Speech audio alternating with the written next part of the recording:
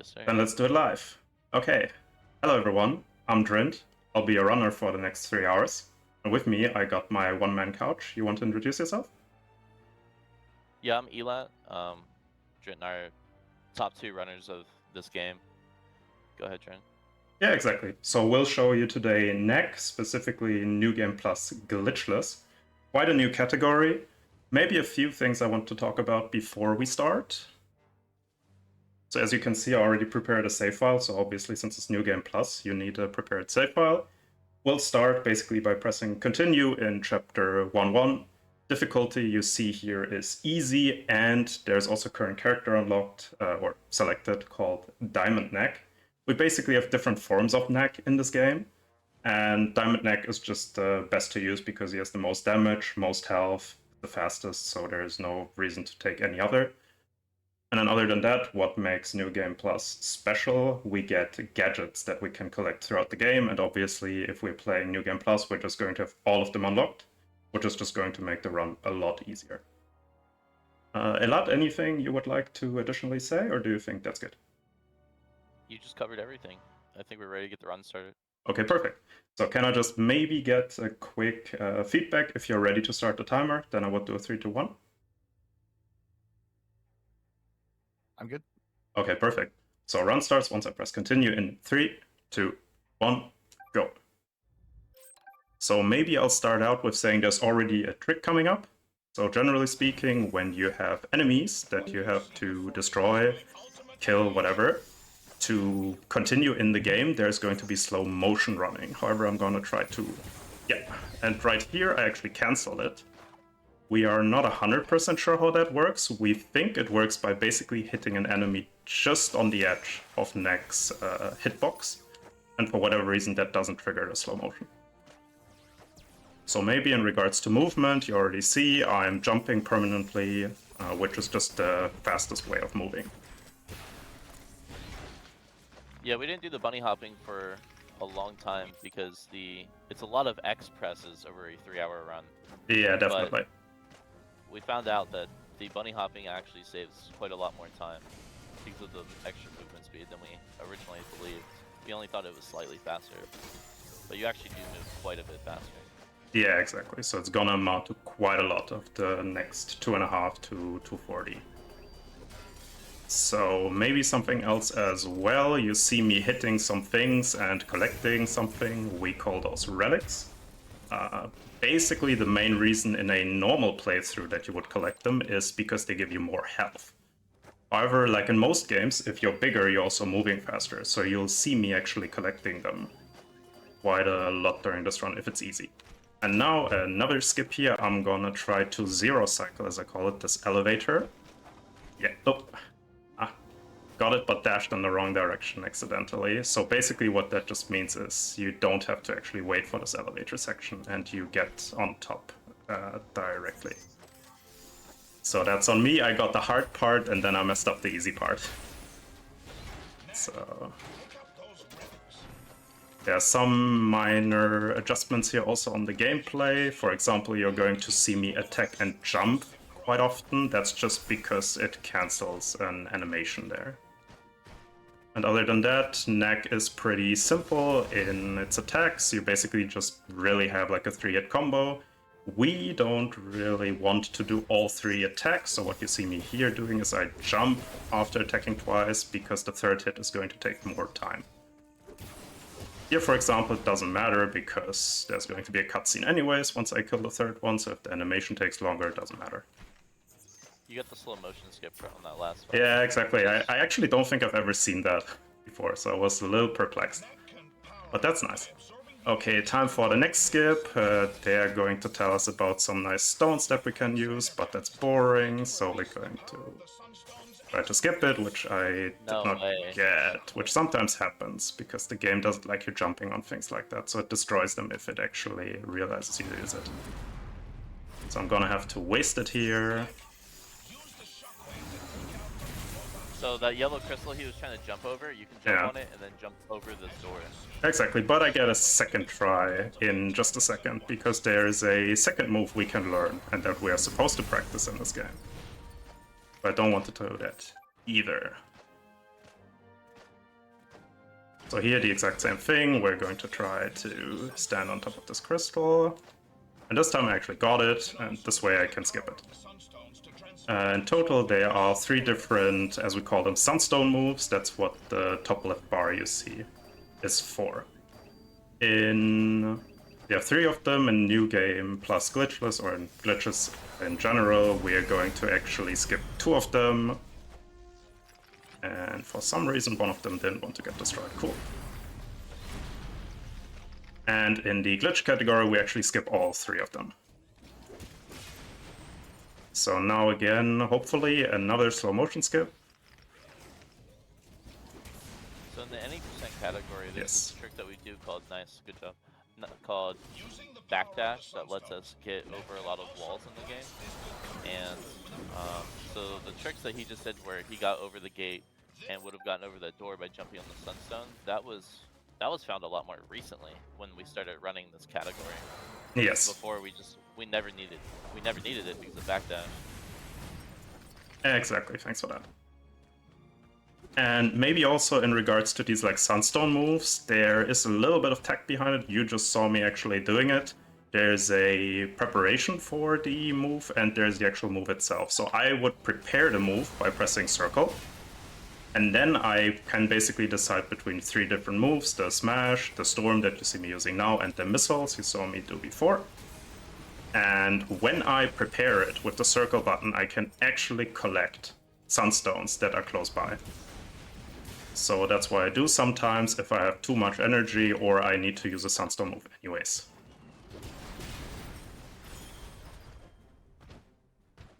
And so maybe also to talk a little bit about gadgets. What gadgets do we actually get here? So we have the gadget that lets us collect more sunstones. So usually you actually only have 3 of those bars on the top left. That would be 1. Then we also get empowered sunstone moves, which is like the inner circles you see on the top left in those circles. Those are also specific to a gadget. And then the hit meter you see on the bottom right is also New Game or a specific gadget. So what is good about specifically the combo meter is it actually lets us do more damage depending on how high the hit count is. So currently, I mean, these I would one-shot anyways, but I've one-shotted enemies beforehand that I wouldn't actually be able to if I didn't have those hit combo up. And that would already be chapter 1 of the game. So quite a lot of stuff that we need to kind of talk about at the beginning, but once we are basically done with all the explaining, it should just be smooth sailing from there.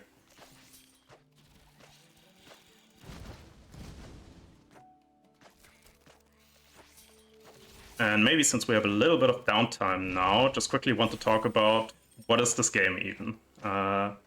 Well, Knack was one of the launch titles for the PS4, which was kind of also memed on. Specifically, maybe if any of you heard of the YouTuber Video Game Donkey, he kind of made this whole game a meme. So that's maybe. Video recently.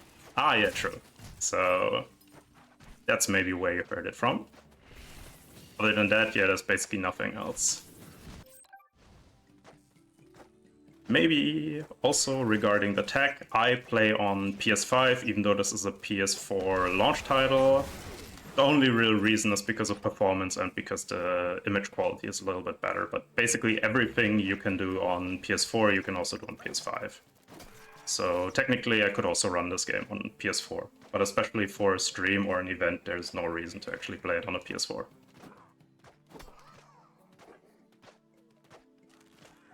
Okay.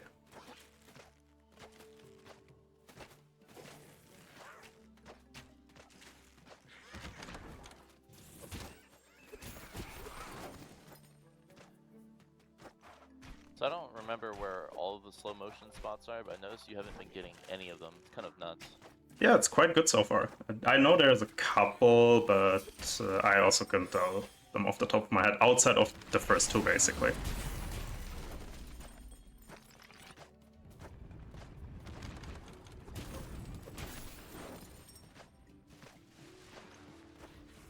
And yeah, also RRLAT alluded to it already. We have some skips that we actually don't use in Glitchless, obviously. And those I will also show off at the end of the run if we still have some time.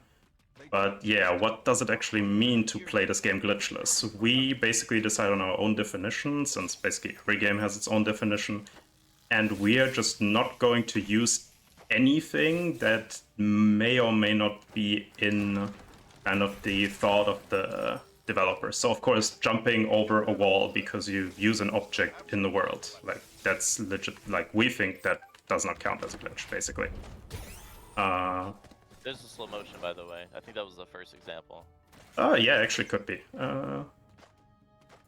And there's a few more things we can actually do in Glitchless, which you will... Actually, one you won't see, which is called, I think at least gliding. When I don't think I have a spot where I use gliding in this run. So basically what that means is, if you are falling or if you're jumping somewhere and then you use the special storm ability, then you're actually falling slower, which helps you in some instances to actually do skips either at all or easier. I don't think, however, I'm gonna go for anything. There's technically a skip that we could do in Glitchless in 2.4, but that's not even a full game run safe trick to do, so I doubt I will do it at an event. And other than that, we have a couple of glitches, some of which I will show at the end. RRLAT already talked about backdashing, but there's also something called kind of...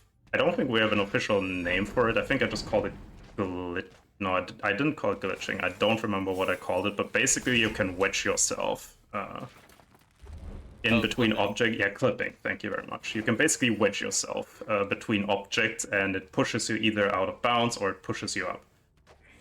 That we only really have one good use for it, which is basically right at the end of the run, and it saves like, I don't know, 1 to 2 minutes, which is insane if you get it, because it's literally like not the last level, but the level before that. So I think we have gotten, you're talking about the 13.4 clip. I think we have gotten that in some full game runs before. yeah, I got it in actually quite a few. So I see my reaction time is really bad, but anyways, here's a little fight, which we're just going to skip by jumping around it.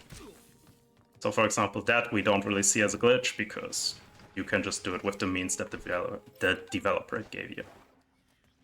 And there's also another glitch, which actually RRLAT did not necessarily found, but he found out how to do it, which is called flying, which I will also show at the end of the run, which is basically just a glitch that breaks basically the entire game. Which is quite cool to see, actually. I was hoping this guy wouldn't actually do his charge-up attack. Yeah, that glitch sped up the segmented run by 1 hour. Yeah, so if you do it, basically, if you're really, really good at it, you can run this game in like, what, 1.5 hours? Yes. The problem is being number 1 good at it and number 2 being consistent at it. So that's a really big problem. I tried doing runs with it and it's insanely hard. Yeah, it's insanely hard. There's so the flying glitch, if you take any damage at all from an enemy, you just fly off into the void for infinity. So Yeah. it's just unlimited soft locks. Careful, Knack. Exactly. So 2-3, there's also a skip coming up, which is us basically skipping a gate and moving through slippery terrain. And I was hoping he didn't do his charge, but at least he didn't hit me.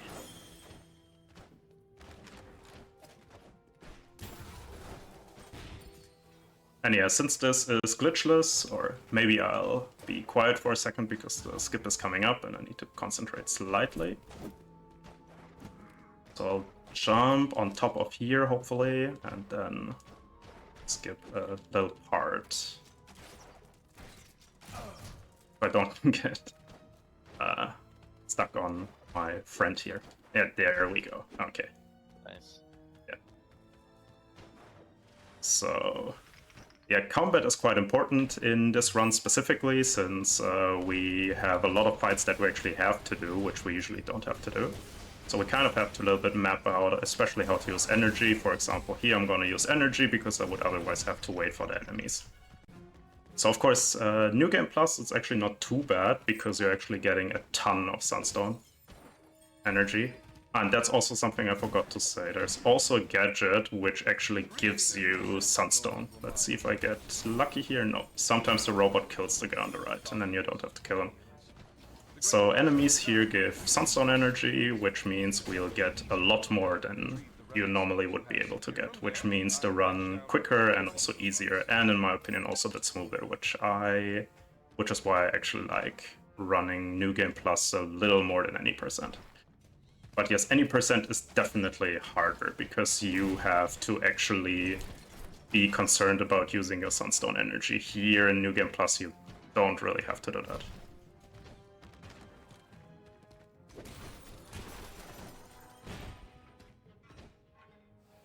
Oh, and maybe also as a side note, if anyone has any questions about this game, feel free to ask in the chat. I'm not going to read it, but RRLAT is going to read it. So either he's going to answer it or he will just read me the question and I will answer it.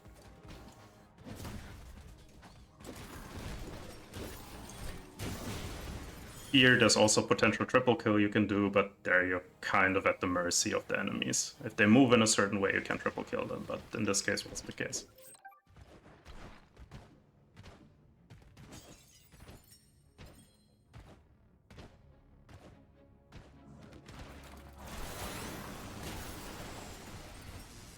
Also, kind of an interesting tech. For example, if you're using the Storm ability, actually, as you can see, Knack is slightly smaller. And that means he also actually moves slower, but for some reason his jumping speed stays the same. So especially when you're storming, you're just perma-jumping because for some reason you still, yeah, jump at your normal speed.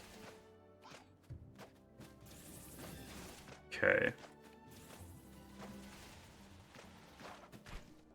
Nice. And yeah, these birds, they always also fly at you, so beforehand I kind of forgot about that, so I didn't actually jump when I had to, and I jumped a bit, I think, too late. But this time I actually remembered to jump on time. So that's good.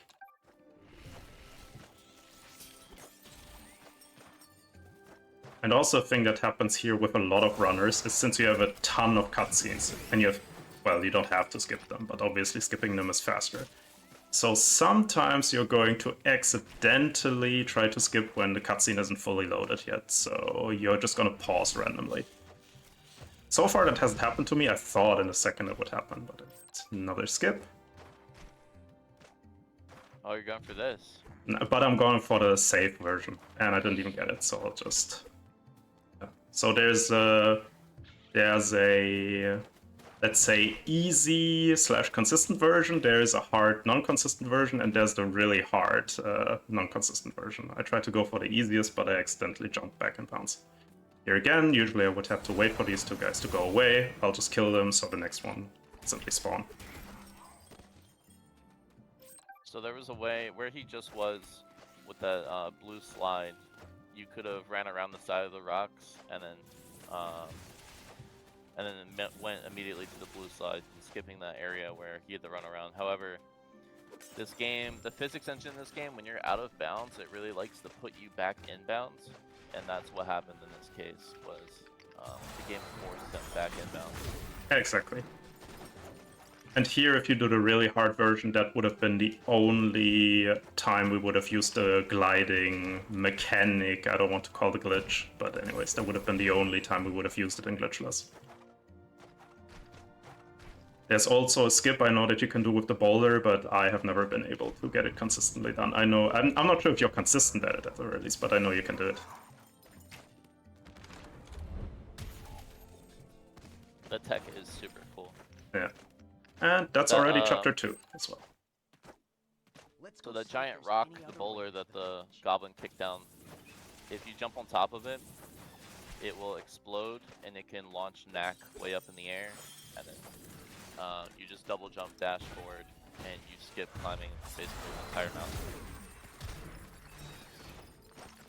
You killed the bird in the back. I don't know. I've never seen it. Yeah, that's if you align yourself correctly, you always kill him. So that's at least as far as I'm aware, that's not RNG. Maybe it's a timing thing, but at least every time I did it, I hit it. Let's see if I get the timing here. If you do it correctly, you only get hit once, and you can actually jump quite quickly after taking damage. But I was, I guess, still too close for this. Here I waited unlucky. I waited a tiny bit too long, or I thought he wouldn't actually walk that far, not sure.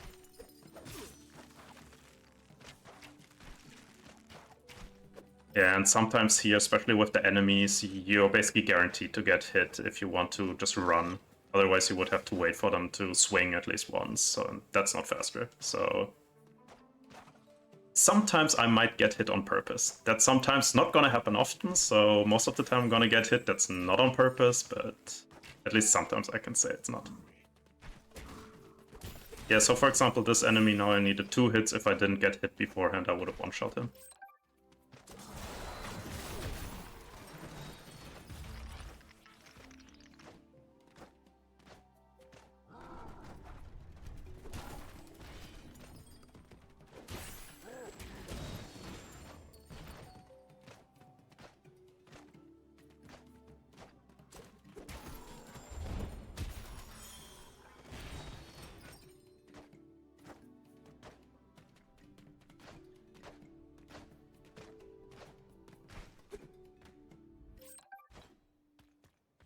Watch out for goblins in there.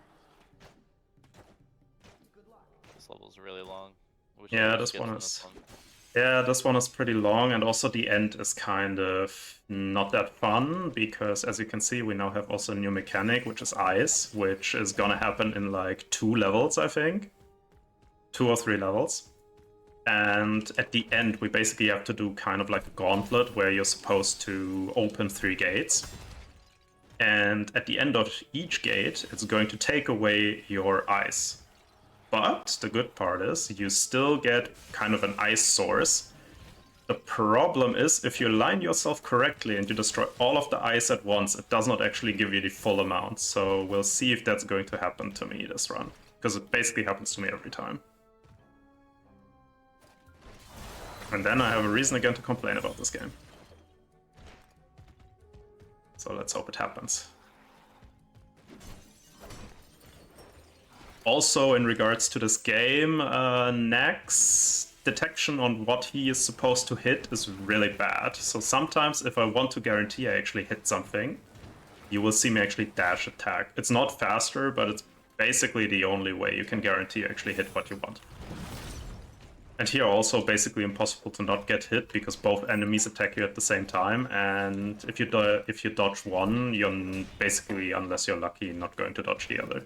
So this is actually like a guaranteed hit unless you get extremely lucky.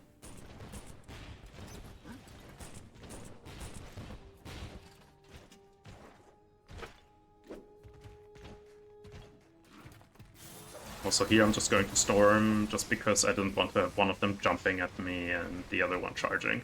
So.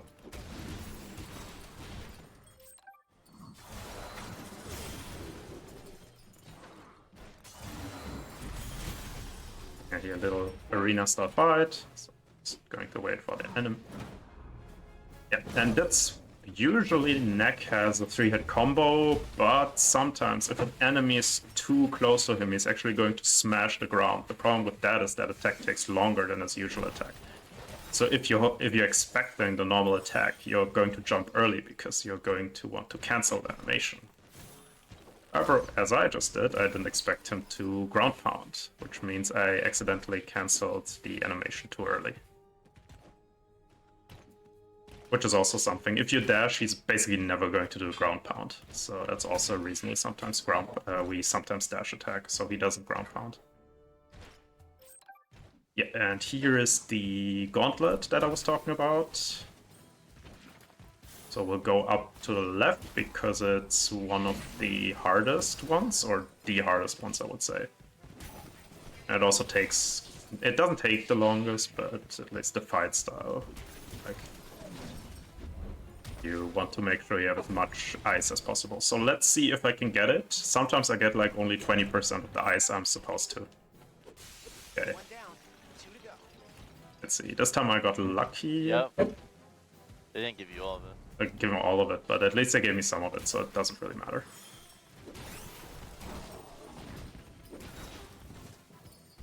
And sometimes I also dash attack enemies because I don't want them to actually do their attack, so it's easier to just dash attack, instantly kill them, and not have to accidentally get hit by their attack. Yeah, maybe now I got less. Let's see. Yes, so as you can see, I got like, what, 40 to 50% ice, because I basically destroyed them all at the same time. Still not too bad. As I said, sometimes I only get like 20%. And then it's gonna be not very nice, because then it takes quite a lot of attacks to kill the enemies. But at least in New Game Plus, worst case, you're just going to use some energy. You have enough anyways. Okay, so that's 3-2. And now, funny thing here, on the top left, you actually see the end of chapter 3. So we're basically now going to walk in a circle. And Elat, do you talk about the skip here? Yeah, The so as glitch Jamie one, said, the end of this level is right next to the start of the level. So in fly percent, we can just fly straight to the end. In any percent, there is a really, really long extended backdash skip here. But since we're doing glitchless, we're gonna have to go ahead and run around the entire level. Yes, exactly. So There's a couple skip alternatives here, Yeah. actually. There's a few skips that we found throughout the years. I think like 3 or 4. They basically all do the same thing, but with different success rates and differing difficulties. And yeah, actually, fun fact, so I would say the 3-3 skip now is the hardest skip we have in the game, in general. And One, two. no, I actually don't agree. That's what I wanted to say. Basically, I was just about to get the 1-2 skip, which is, again, also glitched exclusive, full game viable. So I could actually, I'll do it, I do it nowadays for my full game runs. I was super happy because I was able to get the hardest skip in the game full game viable. And then he came around with a harder skip and was like, couldn't have given me some closure about the game. Had to find another harder one. Here I'm gonna prepare some energy because I know enemies are gonna spawn, so I'll instantly kill them. And I also got the crystal on the top left, which is nice. So in this gate on the right, you can actually backdash up this and get out of bounds and then head towards the end of the level. This is one of the other alternative routes for any percent. Exactly. And that skip we also, at least I used the hovering mechanic as well, just because it's the easiest way to actually make sure you get to the other side safely.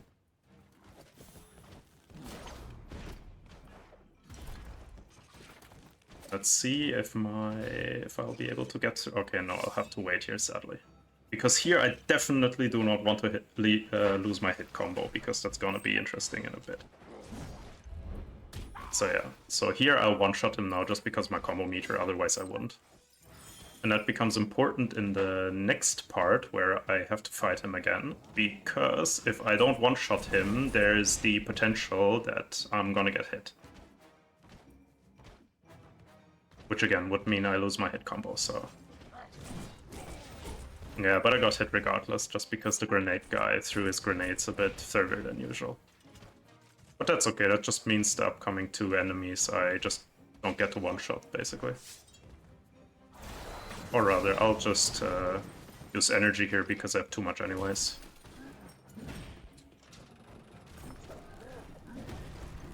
Now I just have to pray for this one guy with his whip not to attack me, thank you. Because then I would have to jump, and then I would have to do the pressure plate again.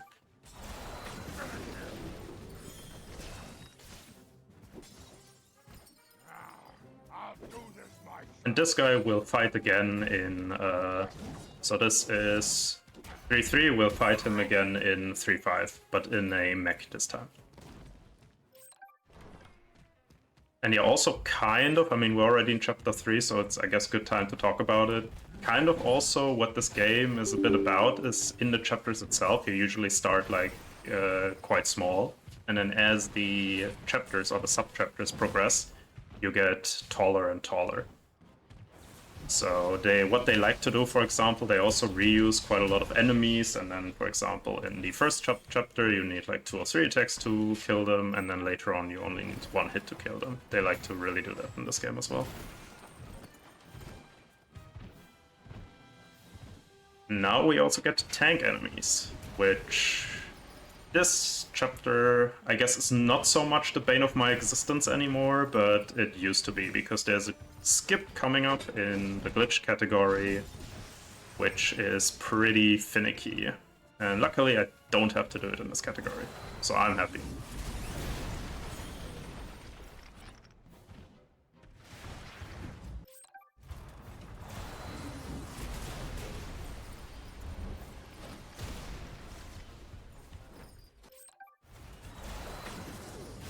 So now I'll take one of the tanks with me, because there's going to be another tank, which I'm going to one-shot with this tank.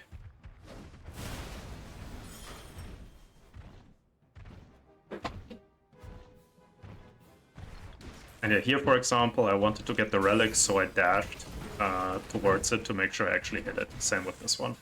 Especially if you're larger, it's quite hard to destroy the things you want to destroy.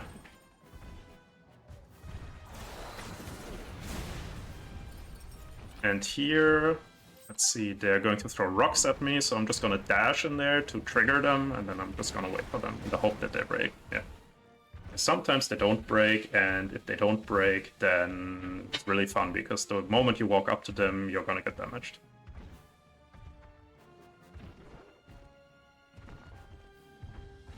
Now let's see, I'm going to try to jump on top of this tank, and that way I might get some more air, but yeah, climbing up those walls is pretty stupid in this game. Sometimes it takes like 3 jumps or something like that to actually attach to it. Sometimes you instantly get it. That's a This bit early. level is where the fly glitch was discovered. Yeah, exactly. Was it this one, or was it in the time trial? It was this one, yeah. Oh, okay. Oh well, the I think originally when it was accidentally found in the past, it was the time trial. But when I figured out exactly how it works, it was this level. Oh, So basically, very nice. these climbing walls, real quick. If he goes to the top right here, it'll give him a prompt like X to climb up. If you pause the game while you're in the middle of the animation of vaulting over the wall, and then you restart the level, exit out of the level, come back in, the game state will still think that we're on a wall, but we're not. So when we go to jump, we just fly infinitely up and up in the air. And that is how we fly. Exactly. So, and this guy is the guy we just talked about. This is the boss of this chapter. And in New Game Plus, most of these actually have specific ways we play them compared to any percent. So in most fights, you actually only play a few of the phases. So here, for example, by doing specifically what I did, using energy, using energy, and then throwing a bomb, I actually skip his last phase. And that's for whatever reason only possible in New Game Plus. Doesn't have anything to do with the combo meter on the bottom right, because you can go into it with 0 and just get hit every single time, so it stays at 0 and you would still only get 3 of the 4 phases. So yeah, why? I don't know, but it's a nice time save, so why not? So strange, your first bomb throw actually despawned. I don't know what happened to that bomb. No, it didn't despawn, it just exploded prematurely. And then, you still got the phase 4 skip though. Yeah, Likely exactly. because of the combo meter. No, it actually doesn't matter. As long as you just do energy and bomb, like, doesn't matter. You get it every time. That's why I said it's so weird how it works.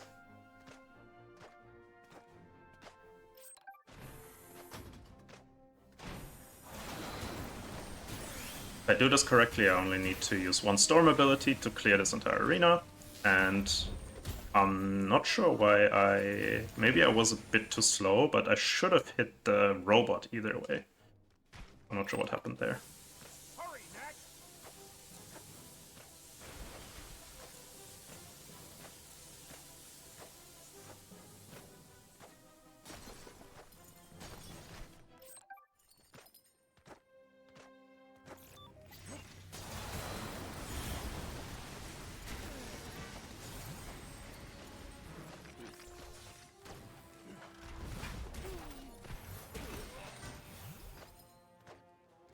So a couple more mechanics I don't think we explained. The Drent earlier mentioned that the Sunstone has like 2 phases. There's you press circle to use it, and then you pick an attack. But after you press O for the first time and we activate the Sunstone, we actually get some invincibility frames for a second or 2. So we can actually use that to purposely not take damage in some areas, as well as when you use the Sunstone ability, it picks up crystals that are within a certain radius of Knack. So we also use it sometimes to grab Sunstone from a distance. Exactly, especially if we know anyways that we're going to use energy. Or if we're not going to waste any Sunstone energy by doing that. And now here, that's a bit of a special level, because the objective basically here is to destroy 20 robots, which you can see on the bottom left. And yeah, that's basically it. So I'm just going to run around here, destroy 20 of those bigger robots, and that's it. So for example, this guy I don't need to destroy, so I'll just ignore him.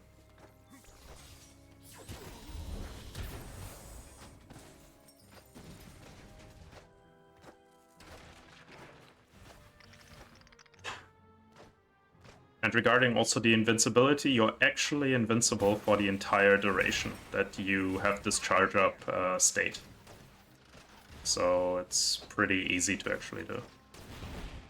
So I think this is one of 2 levels where it's actually slower in fly percent, because we're not able to bunny hop and there are no skips. Yes.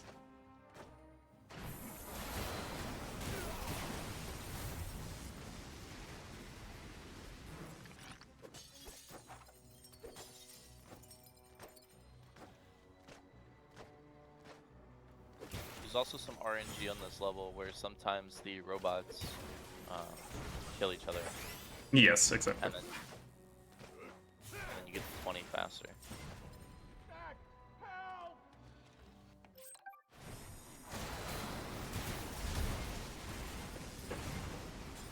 And now in the next level, we are going to be welcomed by a new mechanic, which is Stealth Knack, as the chapter alludes to. So we're now small, and we can go through lasers, which would otherwise one-shot us, which I, for example, forgot about here while I was talking, so I'll have to wait, because I cannot actually change state while I'm in the Storm ability. And then go small, and then go big again. Super annoying, and luckily not in too many levels, but still annoying. I was hoping I could still hit him before he jumps. And yeah, Surprised you went. Surprised you went for going over the lasers right there. Yeah, I mean, it's technically not too hard. You can. This one would be hard if I wanted to go for it, which I'm not. But this one you can technically also do if you jump pretty precisely.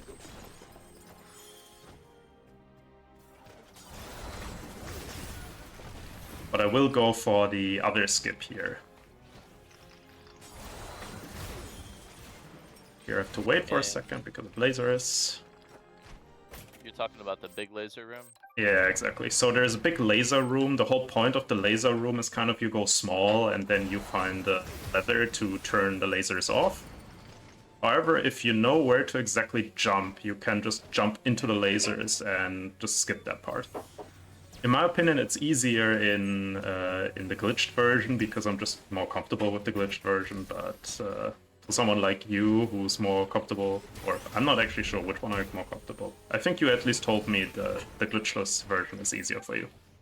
So, let's see. So much security. Yep. So I jumped there in the Nice, first middle. try. Yeah. And skip the entire room.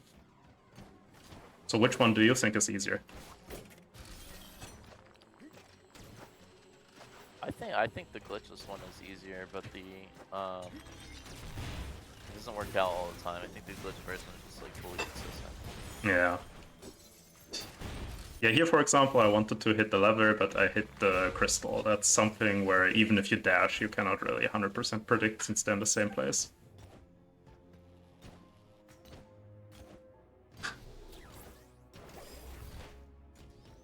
Okay.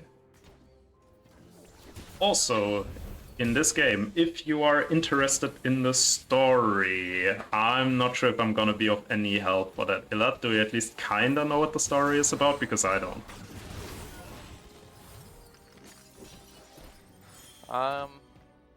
So fun fact about Drin, he's actually never watched any of the cutscenes. Yes.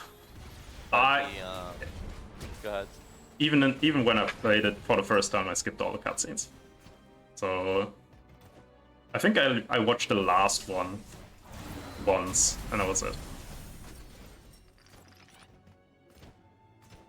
Yeah, so there's this like lifelong war between humans and goblins, and then there's this guy named Victor that comes along and he builds robots to come fight the goblins. But Victor has ulterior motives. He wants to control like sunstone and relics, so he turns the robots against people, which is what we're fighting right now. We're fighting Yeah. robots. And also here I'm gonna do this explosion at a specific spot so that the robots that spawn instantly die. You know, exactly. You can continue if you still have something. Well, so after we find out Victor's the bad guy, then we end up fighting him later, and then... Yeah, I don't know the full lore. So I don't know where the final boss comes into play. I think he's just an ancient being, right? There's this like relic monster that we have to fight at the end. I think he's just an ancient being that wants to take over the world, something like this.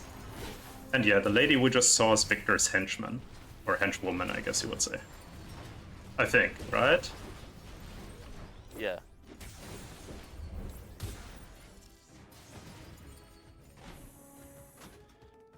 Yeah, she's the boss for 11-5. Yeah, exactly. So it's still a little bit until then. We're now on 4-4.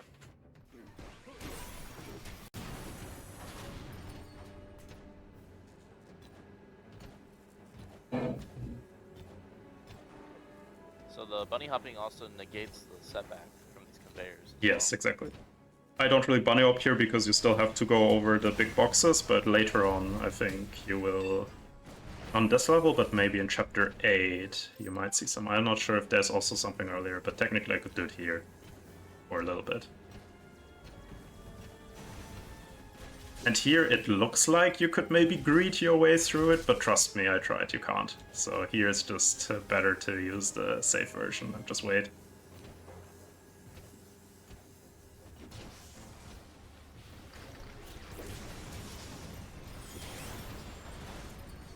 We wait for cutscene again.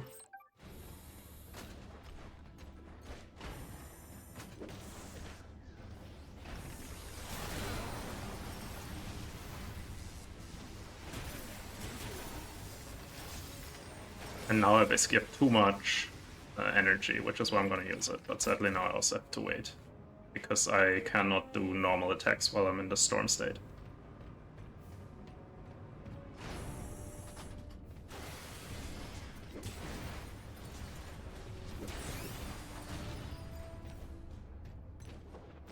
So when the inner meter of the sunstone fills up and he uses the storm attack, the storm lasts, I believe, twice as long. Yeah, exactly. Storm means it lasts longer, smash means you're smashing twice, and missiles is usually your hard capped at 3 enemies.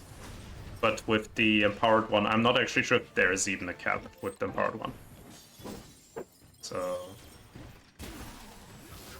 And yeah, again, smash. Now I'll do this because I know there's enemies spawning, and that is chapter 4. So now we're back to small in 5-1. Let's see what Victor's done with the place. Which probably the entirety of chapter 5 in the glitch category is probably my favorite chapter. In Glitchless, it's also still nice, but not as fun as in Glitched.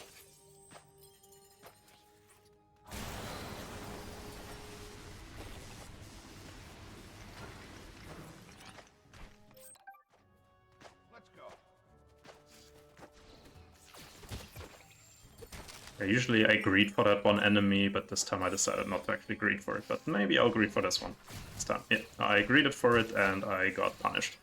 So oftentimes there is some pre-scripted stuff for these kinds of fights, but usually it's just like, okay, you have two enemies, one of them is going to attack first, or one of them is going to use a normal attack. You don't know which one's going to be. Are there goblins? So you can greed and just say, okay, I'll just focus in on one and I just hope he doesn't attack, or he attacks, depending on the fight. Or you just wait to see who attacks first. That's gonna be interesting in, I think, 5.2 at the beginning of 5.2. Because there's something similar. So a lot of these enemies, they have like a normal attack and they have a charge-up attack. And in some cases you want them to do the charge-up attack, in some cases you don't. So there's, for example, like rooms where you have two enemies in the next level. And you want one of them specifically to attack, and you want them to do the charge-up attack. So if you really want to grind for it, I guess it's a 25% chance. And then you have multiple of those runes. So not worth to, for example, these. Yeah. So I was going for the left guy doing his charge-up attack, and he did. So that was, I guess, lucky on my part.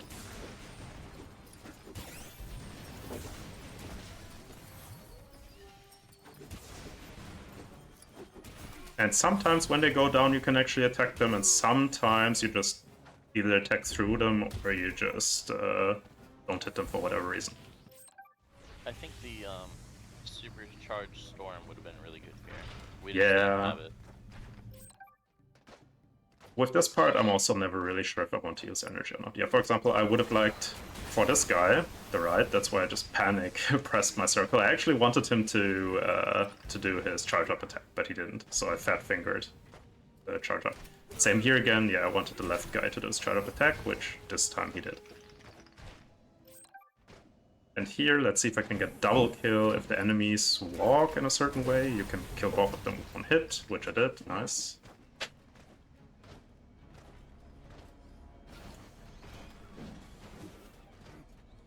Another mechanic of the game we talked a little bit about, which is why I actually think this chapter is really nice in the glitch category, is what we call kind of relic gates.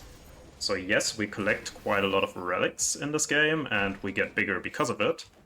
And sometimes the game specifically gives you relics to get big, because there's what we call a relic gate. So basically, you need to collect a certain amount of relics, and then you can use those relics to put into gates to open them, for example. Which obviously means you're gonna be smaller.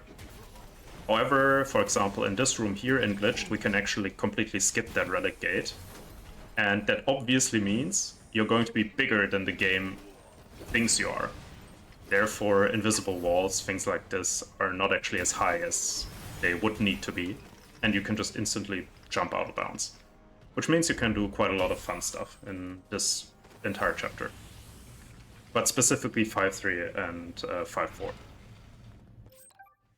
Here it basically just means all the gates you're going to see me now basically opening by killing enemies, you can just skip in Glitched. And for some reason I didn't get up there, which means I'm gonna get hit now. Yeah. Here I always forget that I have to kill all three of them, and I also got stuck on the ledge there, but didn't matter.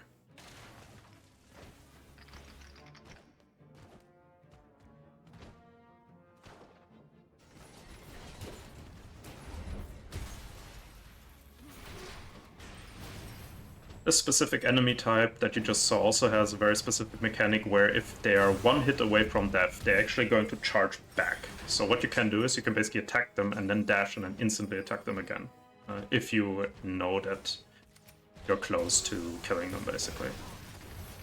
Which you might see me do on him. I'm not 100% sure, but let's see. I'll just go for it anyways. Nope. Okay, so in this case he actually didn't dash. Which is mainly because of my combo meter. The game doesn't anticipate that.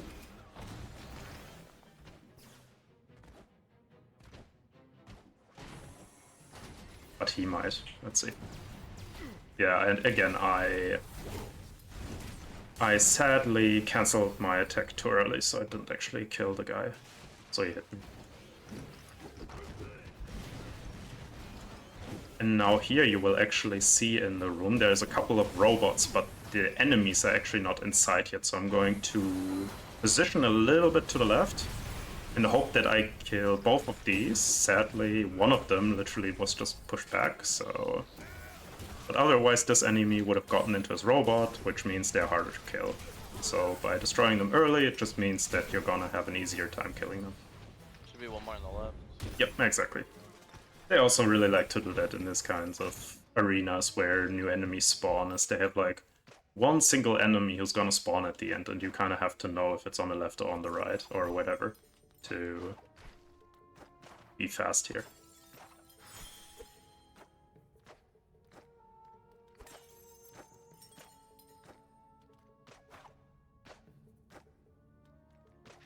And something you'll also see in the next arena-style fight is sometimes they also have enemies which are hidden in like the environment, the structures. But if you know where they are, you can just use a super move to instantly kill them.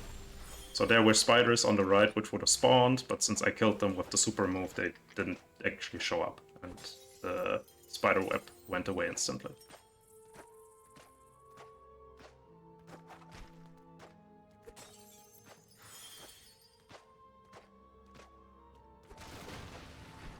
Also very nice, they put a cutscene after you destroy something that basically completely blocks your camera, so you kind of have to know that there's a cutscene here as well.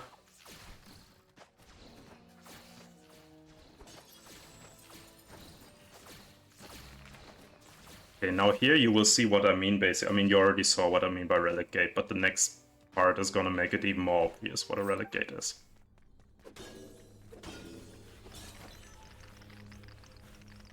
Yeah, so I have a gate, or a door I have to open. I use my relics to open them. And basically in chapter 5.3 and 5.4 we can skip all of them. That one's the worst one. Yeah, exactly. And here you're supposed to actually collect some of the relics, and you have to wait, but if you have a super move, you just instantly collect them, basically.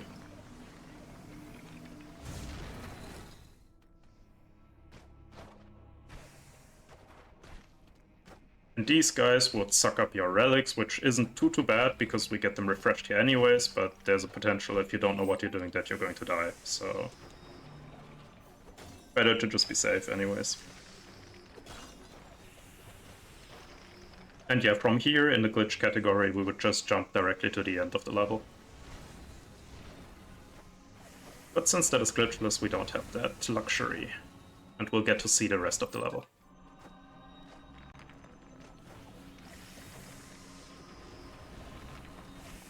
And here, the point of this kind of like circular run is you are trying to collect enough relics and run fast enough before the enemy can basically completely suck you dry.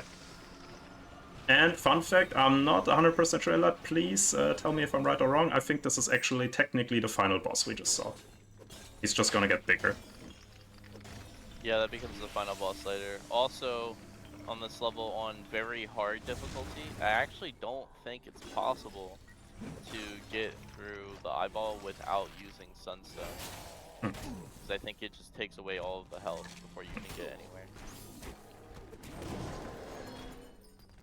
And the enemy type you just saw is basically my arch nemesis when it comes to this game, because they make me look really bad. So the way they basically work is they put I think it's 5 barriers around them. And you are supposed to either wait for the barriers to go down, which is obviously slow, which is why we're not doing that, or you kind of try to dance around them. Which, if they are nice, they actually let you do that. Most of the time they don't let you do that. So I hope I at least get it once. Because for one, you need to hope him to not jump, for example, towards a wall. That would be number one. And then sometimes it's not 100% clear which barrier goes down first. It's always on the right, but if it's like top right or the bottom right, it's not obvious.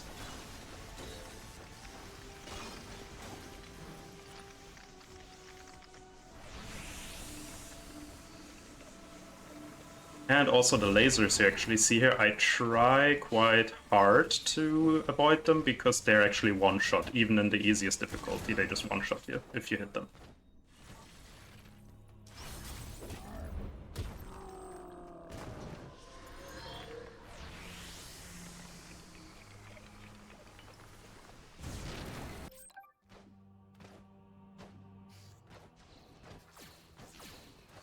This is the final level of chapter 5.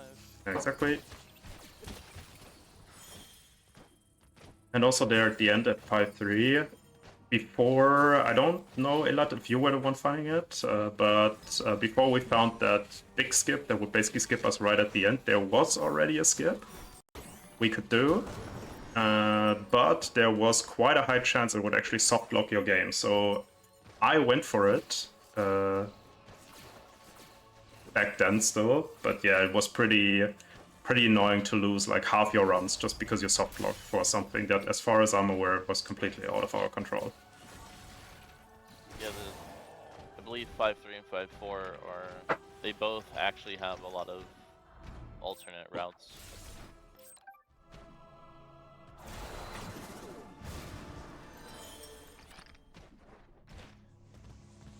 So he paused right there because he was trying to skip a cutscene, but he didn't quite reach. Yeah, it was basically just from what I used to. I'm not used to actually get the slow motion there, so it was kind of mindlessly pressing start because I thought I was already far enough for the cutscene. Yeah.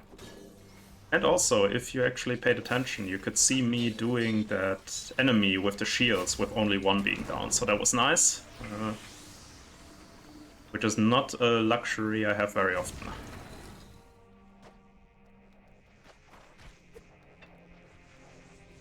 So did you know that if you actually kill these circle things in the bottom area, there is a platform that raises up so you can go down there and get back up?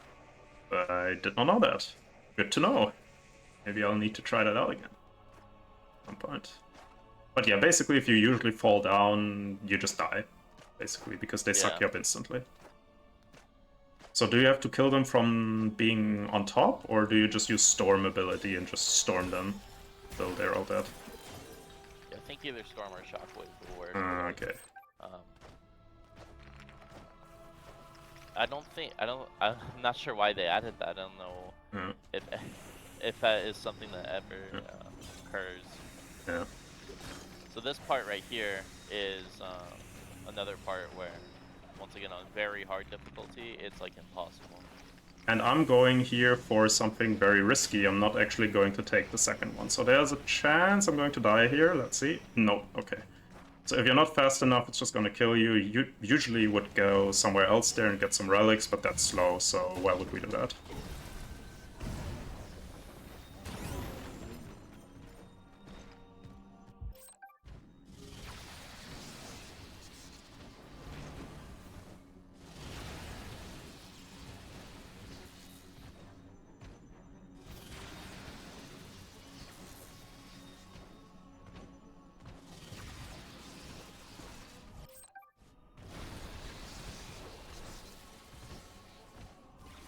And now here I'm actually going to use Sunstone energies to pick up relics, just because this hallway is such a pain to do without.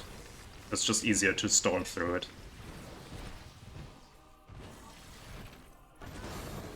These enemies I can walk into in the hope that I actually hit them, and then I get some extra Sunstones, but not necessary.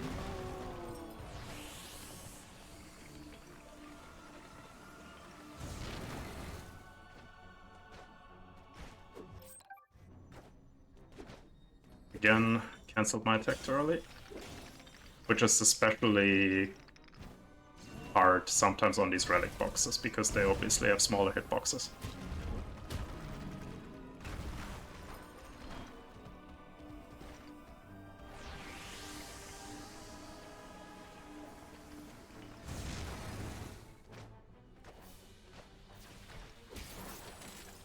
And yeah, I hate these kinds of rooms because my depth of field is really bad, so I kind of just pray that I actually hit them when I dash.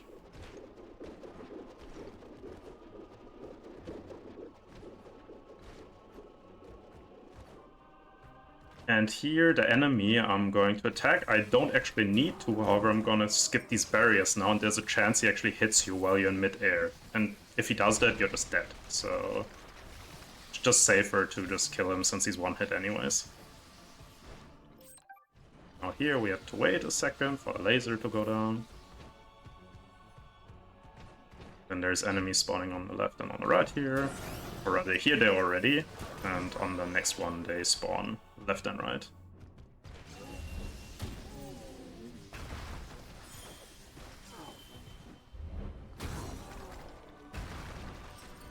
motion on both. It's weird. Yeah, sometimes, especially also when you use energy for, I think it's, I mean, not here, but when you use energy, I think if they're too close together, and especially it's something like missiles, they are going to just trigger the slow motion twice. Let's see if I one-shot them. Nah, but still good enough. So yeah, now we are in chapter 6. Which, fun fact, here in this level was the first skip I ever discovered while playing this, well, quote-unquote casually. And that skip was kind of my pathway into starting to run this game, and I've now been doing this for a couple of years actually. I don't even know how long, but I'm pretty sure my first Knack run is a couple of years ago. Probably And over you know 5 at that. this point. Yeah. Yeah, because You know which one it was? yeah, the one coming up in the next room. So I just checked on speedrun.com if someone had already found this skip or not, and there was someone, which he has been retired for years now. I think his name was Back to No One, and he was basically, I think the forum post is still up saying like reviving this game's speedrun community. Anyways, this is the skip I was talking about. Yeah. So you don't actually have to trigger this platform, you can just jump on top. And yeah, I thought, why not try it? And yeah, now I'm here, I guess. Again, here, I don't think in this level actually you have to trigger any of these platforms, outside of the last one, of course.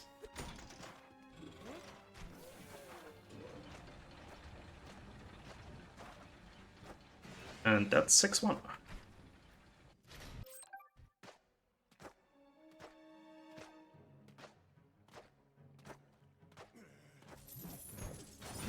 It's another pretty long level. Yes. Because here also, even in the glitch category, we can't do too much.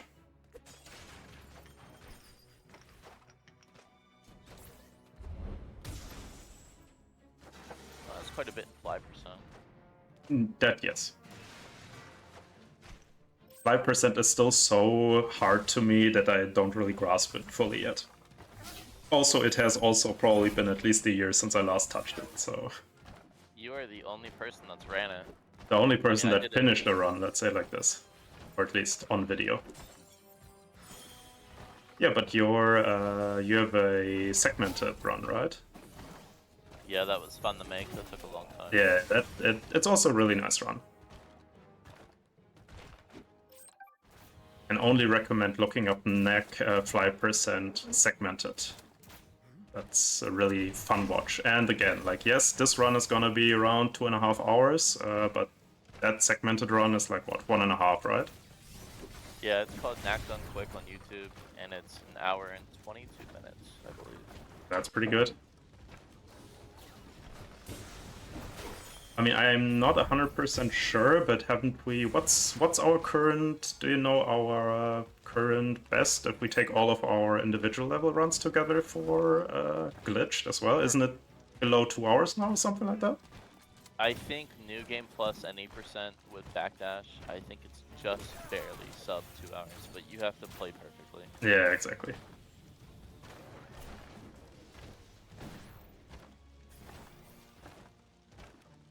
Also here, a very niche mechanic, which is basically only used once in this game, is that on New Game Plus you see my bar for the wood, and it ran out beforehand because I was so slow. But anyways, you can actually refresh that bar. Which, yeah. But yeah, you can actually refresh that timer if you destroy sunstones. I just was a tiny bit too slow there, but... I have to look into it, but we might be able to skip that elevator glitchless. Yeah, you also told me about it. I tried to do it, I couldn't do it. So I'm not sure if maybe I don't know exactly how to jump or something like that, but yeah. Okay, so I'm gonna collect some more wood. And here there's another part where I could collect wood, but I'm trying to walk past it because it's going to be really annoying later on. Okay, perfect, so I skipped it. Why is that important? In a second, I guess they didn't really play test it, you have to go through like gates or like smaller parts, and if you have your full wood, you actually get stuck there, or you can't actually go through it. So I actually don't want to take that extra wood there, because then it's easier to fit through. I have empowered energy, which is good for this part, and still it's hard, as you can see, to fit through that. So now I can just storm through this entire part.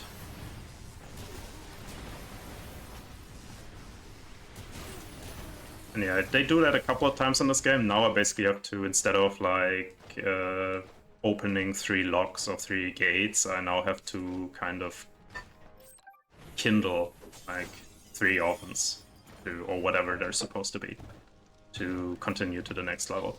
Later on, we'll also have a part where we have to destroy 3 towers or 3, like...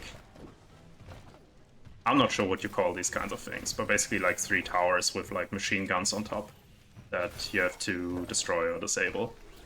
So they really like their do 3 things a couple of times in this game.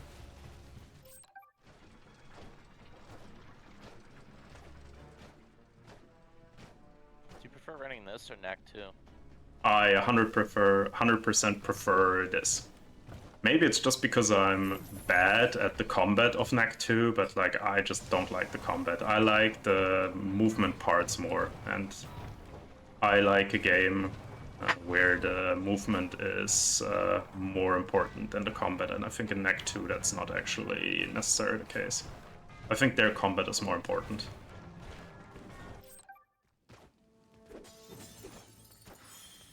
But of course, here, Knack 2 also exists, unbelievably. And we have, at least, I'm not sure, Elat, did you run Knack 2 as well? Yeah. Oh. Well, no, I didn't run it at all. I 100% completed it. But I haven't done any runs. I haven't found any tricks. It's really, really difficult. Yeah, like, not sure how the current world record looks like. I just know I don't have it currently. So... It's been also like years, I think, since I played Knack 2, to be honest. But yeah, also has some really nice glitches, but I just think that it's a bit too combat heavy for my taste. You can actually skip that gate glitches. It's Yes. probably slower, but it's possible. Yeah. I haven't actually timed it, to be honest. Yeah. Let's see, there's now a wall, which is super annoying in regards to how long it takes it to jump up. And this time I got it first try, nice. I think when I did my practice run yesterday, it took me 5 jumps to get on that wall. Which I think actually never happened to me. Like, usually I do 2 to 3. Yeah, it's the second try usually, so getting it first try is kind of crazy, it's really rare. Yeah.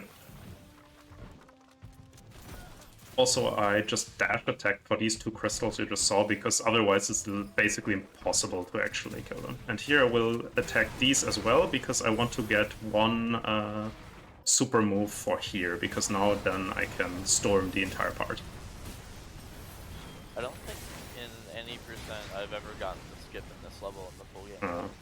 Yeah. So what Elat is talking about, here this quick fade to black and me losing all my wood, that's actually a mandatory checkpoint for this level. You can technically skip it, but then you just basically run into...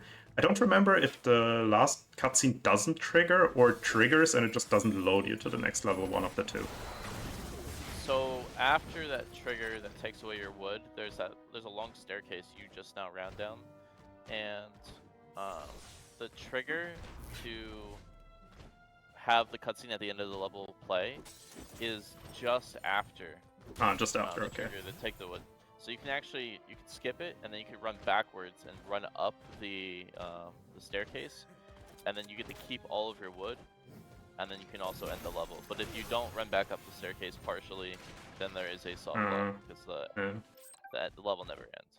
Okay, let's see if I get lucky this time with my energy attacks. Sometimes I hit... I think I got 3, right? Yeah, I got 3. Okay, that's perfect. As long as you get 3, it's really good.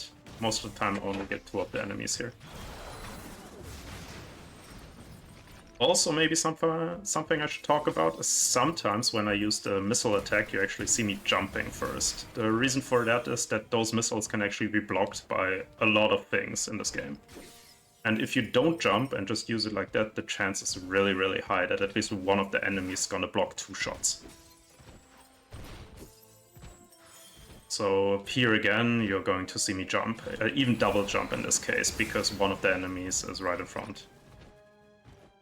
And quite tall. Hey, I think I can see their self.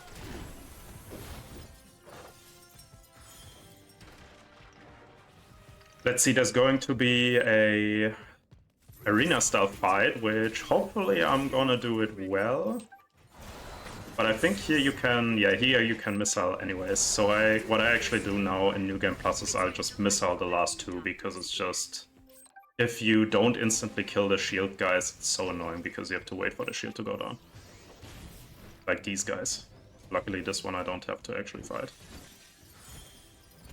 There is a skip right here I've never been able to do. So when these guys shoot right here, those black, I don't know what we call it, blobs of oil, those actually have collision. And you can do this glitchless. You can jump on the ball of oil and you can jump over that gate. I've never been able to do it though. Yeah, I think the original video I saw, they also use, anyways, that's chapter 6. What the original video does, I think, also uses a sunstone attack, which also slightly gives you more height. So I think that's how that person did it. But if that's actually the case, then why not just storm it anyways, if you have to use sunstone energy.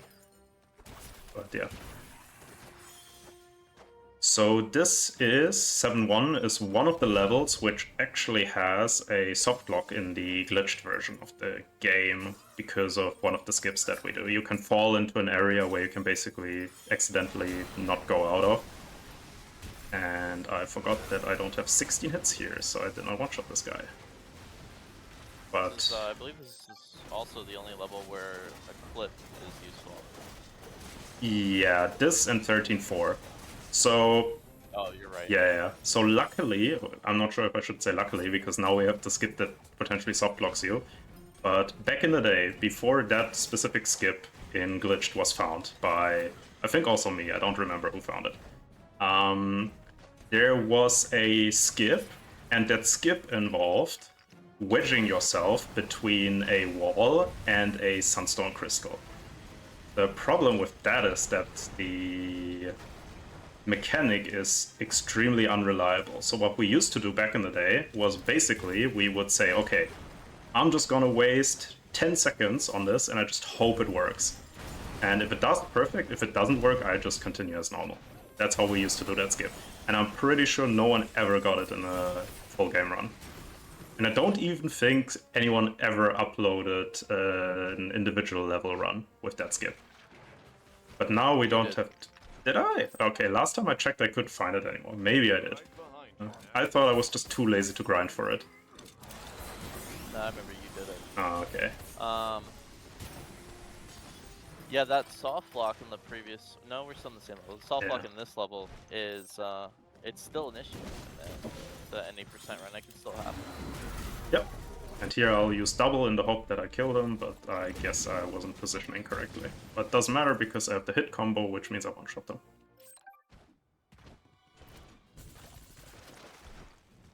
And here I position myself super weirdly because you can see like the light pole here on the right that can also, for example, block a missile. It has happened to me more than I would like to admit.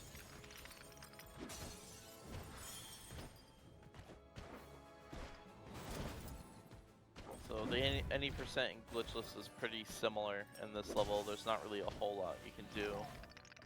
Just like a skip or two, or you can save a few seconds if you do it perfectly. But I don't think there's been any major discoveries in this level. No. There's a lot that are really, really close, but we're just not quite there. Yeah, there's a couple, I think, quote-unquote skips, where if you go forward, collect a couple of relics, then go back, you can do it. But like at that point, what's the point of doing it? And yeah, at least in Glitchless, or at least New Game Plus, the most important part is keeping your hit combo, because there's a couple of enemies that otherwise you can't actually one-shot. And in case anyone is interested, because I don't think I hit it this run at all, is the combo meter goes up to 99. After that, it just stays at 99. So this game actually doesn't have any save states. The game auto saves at the start of each brand new level that you reach. And what's unfortunate about that is it does not save your combo meter. So when we do like segmented runs, we're not able to preserve a perfect combo meter. Yeah, exactly. So basically, segmented New Game Plus is only like halfway possible, since I don't remember. I think I did a segmented run years ago, but I also think I did it in as any percent run, just because I didn't want to have the weird thing where like your combo meter just resets to 0 for no reason multiple times in a level. Yeah, you are actually currently the any percent world record holder, and we've found so many skips since your segmented run. Your any percent record right now is faster Yeah. than your segmented run. I also kind of feel bad for you because your previous any percent run was really, really good. And I mean, the only reason, honestly, I have my record currently is just because of all the new tech we found. So, unfortunate, but yeah. You just have to start running again, I guess. Yeah, I don't know. Maybe if I start running again, I'll probably do 5%. Yeah, understandable. I tried to improve my any percent time because especially my any percent time is really, really easy. Well, let's just not say very easy to improve, but it's definitely not that hard to improve. But I just haven't had the time, I guess, to put into any percent grinding anymore. Especially, yeah, since I use the 1-2 skip now in my full game runs, that's kind of like a negative and a positive. Obviously, it means I get a lot of quite a big head start at the beginning, but it also means if I do it once, I basically have to do it every single time. I don't think you have a recent New Game Plus any percent. You mean glitched New Game Plus? Yeah. Yeah, I don't think my New Game Plus run has the 1-2 skip in it.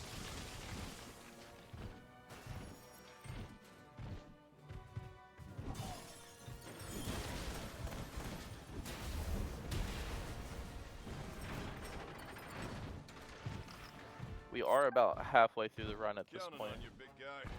Yeah, roughly. I mean, what's the time currently at? 1 hour 15.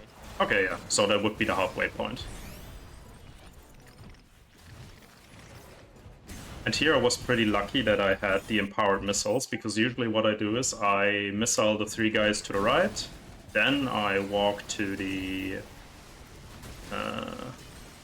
tank on the left, destroy that tank, and then throw the tank to the 2 enemies who just saw me spawning. But since I already had the empowered missile, I could just missile all 4 at the same time. And I'm not sure why I got hit by this guy. Usually he does not attack in that way.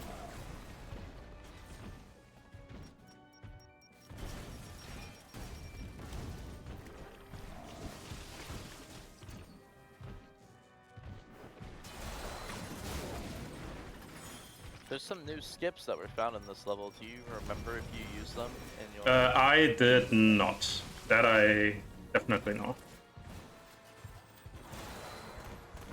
Okay, now I used energy to make sure that the left guy, when he uses his missile, he doesn't hit me, and then he didn't even do his missile. So that was a real waste, because now I don't have empowered missiles for the next one, I think. No, I don't. Okay, but that's okay. Now here I will take some intentional damage, because there's fire coming out of the building, and waiting for the fire is just not worth it. So we'll just climb up, and if I get hit like twice, that's still okay. If I get hit 3 times, different story, that's a bit unlucky, but usually getting hit twice is normal. Now here I hope that they move... Okay. I misjudged the... I don't think I've ever gotten that. Yeah, also, as you could see, I said that a lot of things can actually block missiles, but here you even saw me throwing a tank at the other tank, and because the tank had a missile out, the missile actually blocked it. So... lucky. But yeah, also mispositioned, so that's my fault.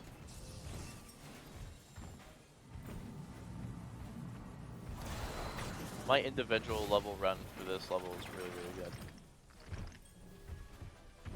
What do you have for this one? sub 2 minutes. Oh, that's pretty good, yeah. And I somehow missed 2 of them. Not sure how that happened. Yeah, it's 148. The unfortunately the tank jump is a glitch, so we won't be using it. Exactly. Oh yeah, we did not even talk about that glitch. So another glitch that we are not allowed to use in Glitchless is what we call, I guess, I call it vehicle jumping. So the way it works is that if you grab anything in Knack, which is usually indicated by, like, if you walk up to something, you see a square. So that's how I, for example, pick up the tanks. If you do that, it actually resets your jump. So what you can do is you can jump, and then here, for example, I'm not going to do it, but you could technically jump and then press square, and then you pick up the vehicle, and then you can jump again. That way you can go over some invisible walls as well.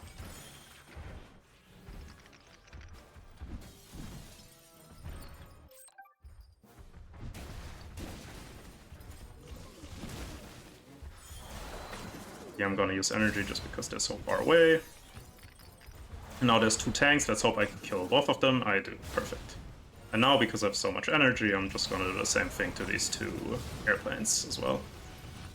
And now a tank spawns. I technically don't have to destroy it, but it's easier to do because otherwise I'm gonna basically be guaranteed to get hit. So when you're using the projectile sunstone attack, the projectiles move in the direction that your joystick is facing. Yeah. If you completely let go of your joystick, Knack will target within a 360-degree radius, and he will target the closest opponents or objects. It also targets like relic boxes for some reason. Yeah, and so here now I'm skipping the wall as well. I get hit, not necessarily on purpose, but it helps to align. Sorry, keep going. First try is really good, by the way. Hold on. I want to see if you're gonna get the. Yeah, I will get it.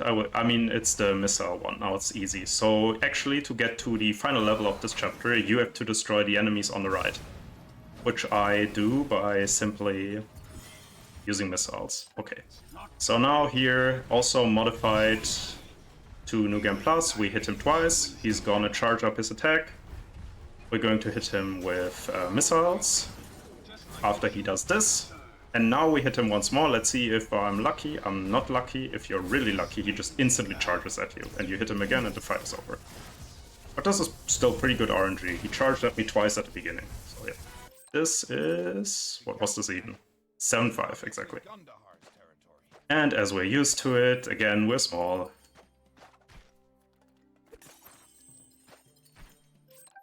So I'm not sure if you know this. So I was explaining the joystick mechanic with the projectile attack. No, I did not know that.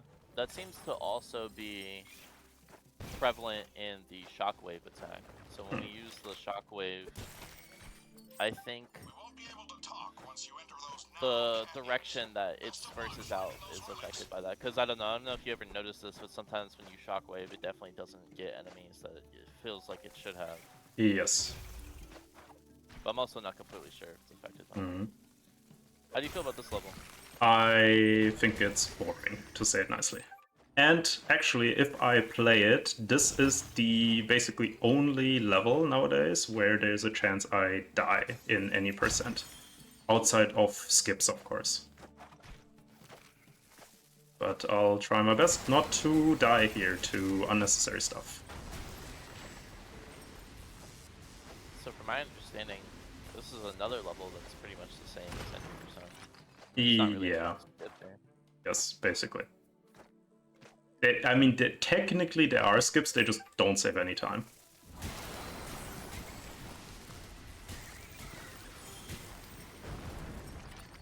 So for example, technically you could skip this arena, but skipping the arena takes more time than just doing it. And also actually in this case it's worthless because you need to do the arena to get loaded into the next part of the level. So here I definitely want to keep my hit combo because then I one-shot those goblin guys. But I think I'm actually just going to use energy for these 3 and most of them, probably. Just because.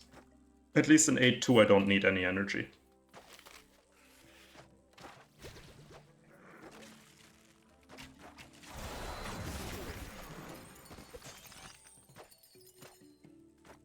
But coming up is actually my favorite level of this game. So 8-2 is my personal favorite. And I can also talk a bit about why. Don't get stuck on here. Basically, the next level is what I already talked about. It's one of those levels where the game tells you destroy 3 things, and okay, that's unlucky. I targeted an enemy that I didn't want to target. And we always kind of theorized that you could, so the way it works is you disable 3 towers and then the gate opens. And we always theorized that there's a way to actually get past that gate without destroying at least all of them. And as it turns out, you actually are able to skip that gate without destroying any of the towers. It's not a fun skip to do during a run because it's not that easy, but I still think it's my favorite level just because of kind of the history we had, because there were like probably at least 5 different potential setups found to do that. And all of them but one basically showed to be useless. Of course, you only need 1 to succeed to skip, so I'm really happy about that one.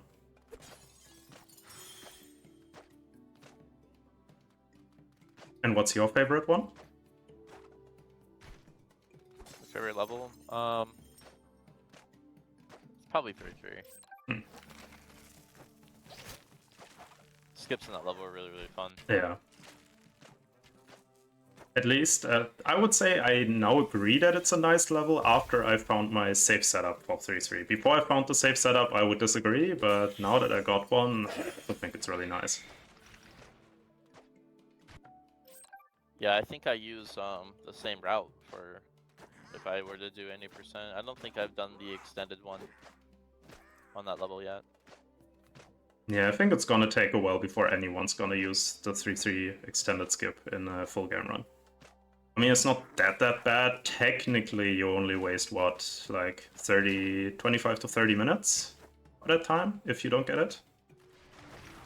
So it could always be worse, but of course, still 25 to 30 minutes.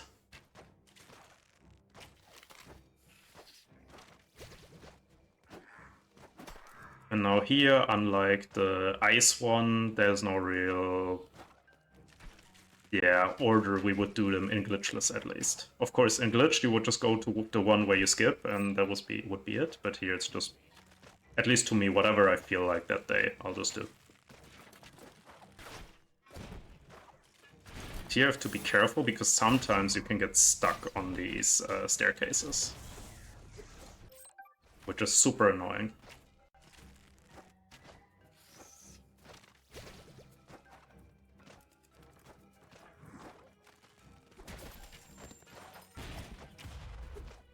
Come on. Yeah, so here would actually be the part where we would skip all of the towers. So you can get out of bounds here, and then just basically, it's a bit harder than that, but you would basically just jump behind the gate. Here I oftentimes get stuck, so I'll just double jump just to make sure. So Drake actually found the majority of the skips for this game for the any percent category. Do you want to talk about that? Like what's the process of that? Like, did you just backdash? You just jumped against walls for hours straight? Yes, that's basically what I did. I was just like, okay, where would there maybe be a potential? And then I just dashed onto walls for hours on end. So that was my way of finding anything. I mean, to be fair, there's also a couple of things that I guess were already... So maybe I should start from the beginning. When I joined this this game as a speedrunner, we already had discovered the main glitch that we use in the glitch categories. So in that regard, I did not find anything new. However, I was someone who kind of developed that tech a bit further and also made it much more consistent. So I can show a tiny bit about it after this run, but yeah. A lot of the skips just were never found because I guess no one was ever really like looking into it that in depth and trying to do new things. Also here, very small skip. I'll try to align myself on top of that rock, and then I can jump on top of here. And that just means I skip a little bit of platforming.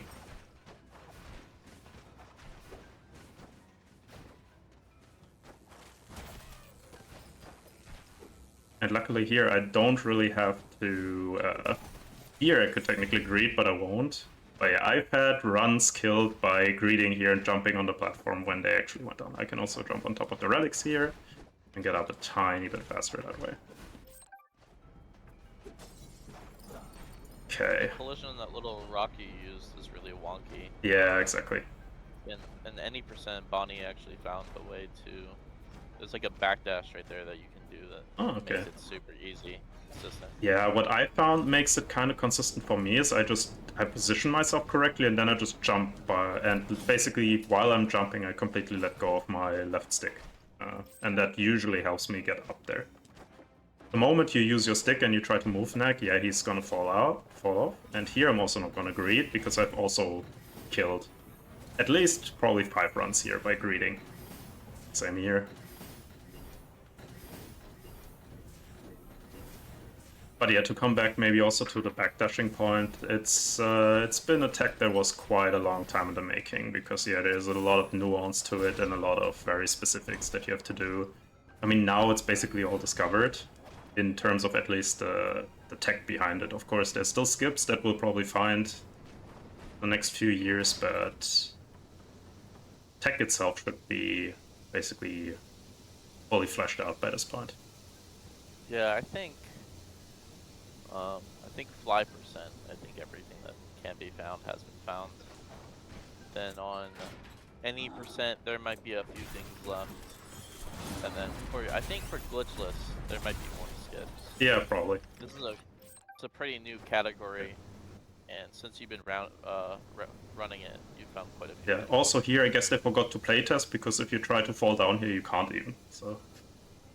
I guess no one ever tried to go for Hail Mary and just try to skip that gap. But, yeah, it's quite funny. I just got stuck on the metal, but shouldn't matter. I think I still can get this. I'll just have to dash jump, yeah. Okay, and that's So here H3. we enter 8-4. How do you feel about this one? It used to be extremely annoying back in the day. Nowadays, at least in Glitched, it's pretty simple. And in Glitchless, it's kinda boring, to be honest. Yeah. So basically, we'll just play this level as normal.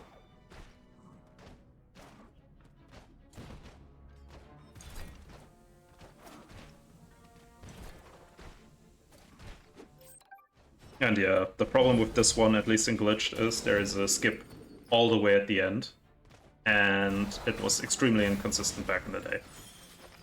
Now I figured out a setup that is extremely consistent, and I don't think since I found that setup I've ever died here, but still, I still have this PTSD from back in the day, where you would just randomly lose runs for basically no reason. Because I guess now's a good time to talk about it, because it's actually going to become relevant in Glitchless as well. So you've seen me already kind of going out of bounds a couple of times, and the way that works is that the game actually detects you going out of bounds. How does that do it? Basically, if it kind of detects you're out of bounds, or let's just say it like this, the game knows that you're out of bounds. It doesn't have to figure it out somehow. But it gives you a grace period. And the way that works is it's gonna stop moving the camera when you're out of bounds. And from there you have a timer. I don't remember the exact timer for it, but basically once that timer runs out, the game just kills you. So what you have to do is either while you're out of bounds, you have to, number one, just do your skip or whatever you're doing out of bounds quick enough, or you have to change the camera while you're out of bounds. You'll see me doing that in way later in chapter 12.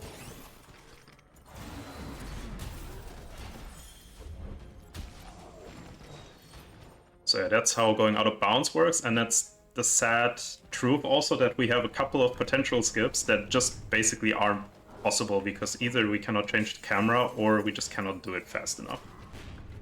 So that's always really, really sad. Especially also, I just literally, I think it was yesterday, found a new... here again, okay, I get it actually. I found a new out of bounds, which potentially could be used for a skip, but we cannot actually change the camera while being out of bounds. Therefore, it's kind of useless.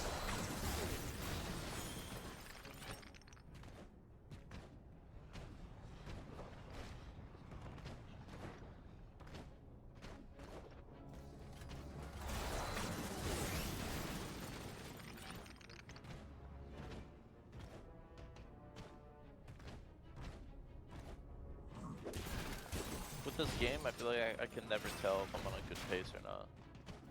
Yeah. I mean, I can if I have my timers running, but yeah. Outside of looking at the timers, I also couldn't tell you.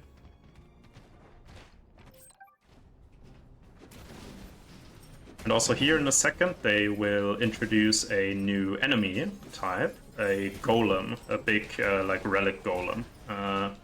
However, I think there's one in the entire game that we're actually going to fight without using Sunstone energy. So this is the new enemy type, and we're going to fight it again.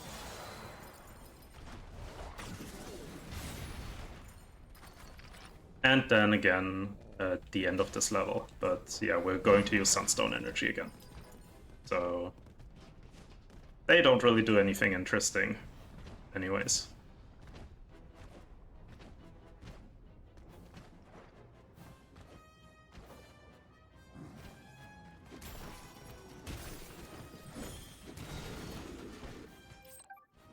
So yeah, this entire stuff I'm currently doing, this like walking around you wouldn't do in Glitched.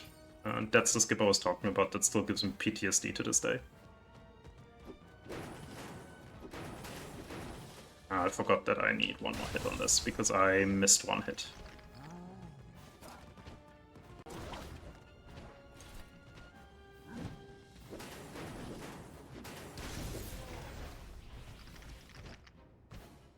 We're coming up on the end of chapter 8 here, but then chapter Exactly. 9. So again, we have one of those golems. I'll use energy again on them. And actually, that happened to me a couple of times in any percent. In any percent, you actually wouldn't use a sunstone attack to kill him.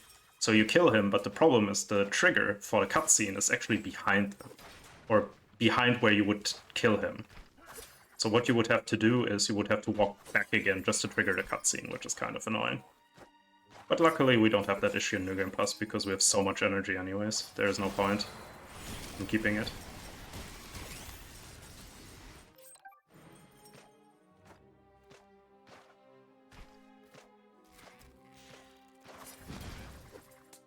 Ah, quite close there. And yeah, this is basically the other only level where there's a potential of me dying because of normal combat. But other than that, basically it's impossible, in my opinion, in this game to die as a speedrunner. Through normal combat, at least. Of course, you can die a lot doing skips, but from combat at least. Because the main problem here is that you also fight a lot of medium-sized enemies. And those medium-sized enemies, if you're small Knack, have a really weird hitbox, so these kind of guys. But I have combo meter up, so it doesn't really matter, because I can just dash to them and one-shot them.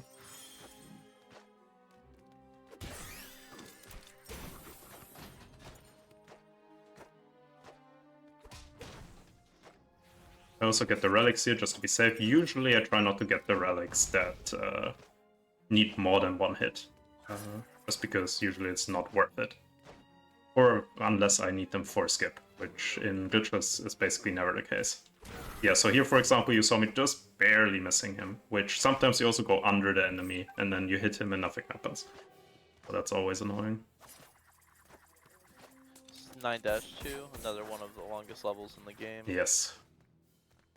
And there's a skip here, which I did not get twice in practice, so let's, at least in my practice runs. So let's see if I can do it. The one where you have to jump on top of the gate, and then jump up. Really, Yeah. would be nice to get that. Yep, definitely. Because in the glitch category, it doesn't matter if we don't get... You basically only get one try at doing it. In the glitch category, it doesn't matter because you have a backup, but in Glitchless you don't have backup, so...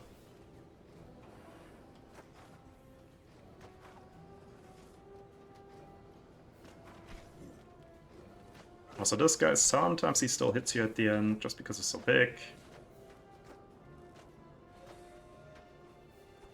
And these are kind of like the platform parts of this game, where you have like moving platforms and you kind of have to jump between them.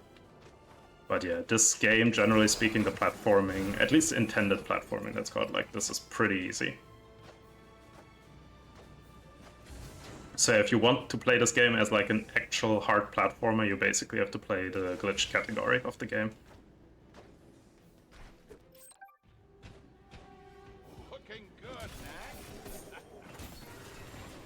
And yeah, here is a good skip. If I didn't mess that up in my last any percent run, I think probably the any percent run would also be like at least a minute faster than it currently is. All those metal parts you just picked up. That one's really tricky to get. Yeah, I wasn't really sure how you would do the setup when you're off the screen, so I kind of messed it up, like, I don't know, like 15 times, 20 times in a row, and I just gave up. Let's see, can I still do this? Yes, I think I can, yeah. So technically, if you need to do something just right, what you would do is you would dash, jump, dash, attack. That's technically, if you just need distance as fast as possible, that would be the best thing to do. And now here are basically the equivalent to relic gates in Chapter 9, which is basically just metal.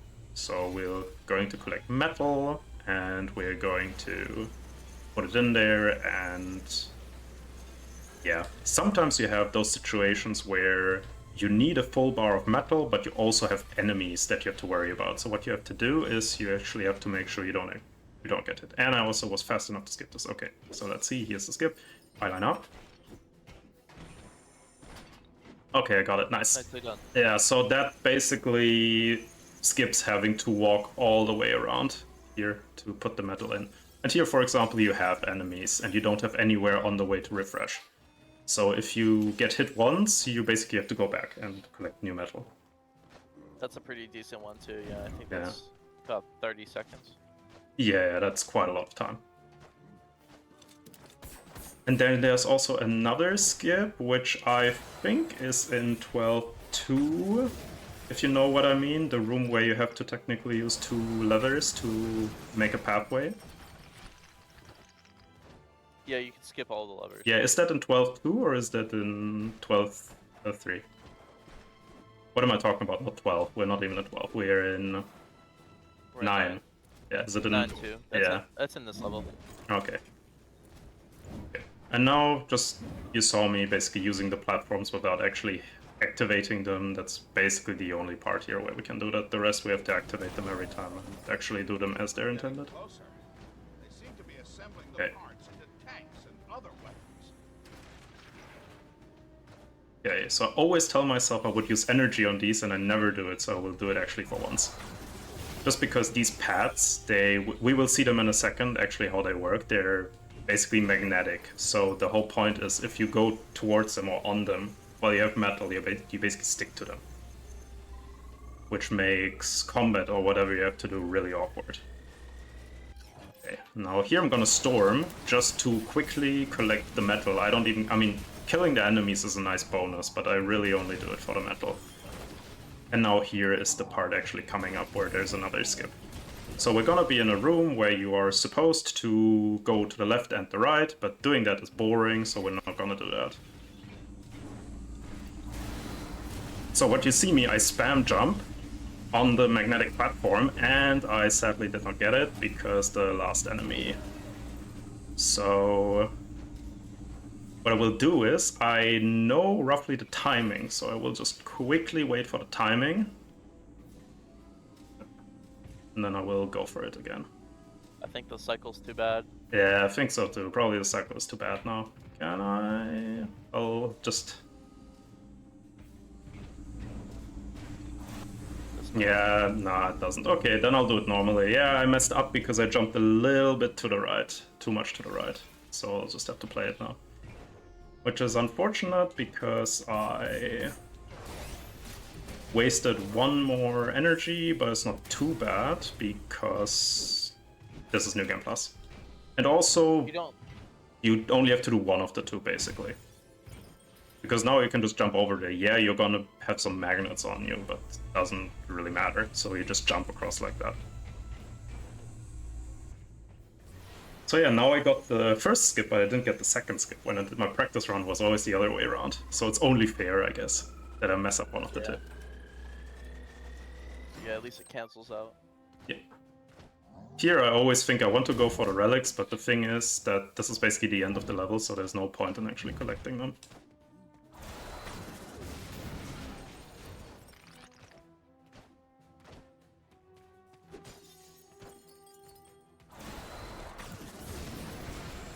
also was thinking if I shouldn't use energy here because I wasted one, but I remembered we actually get basically a full bar here in a second.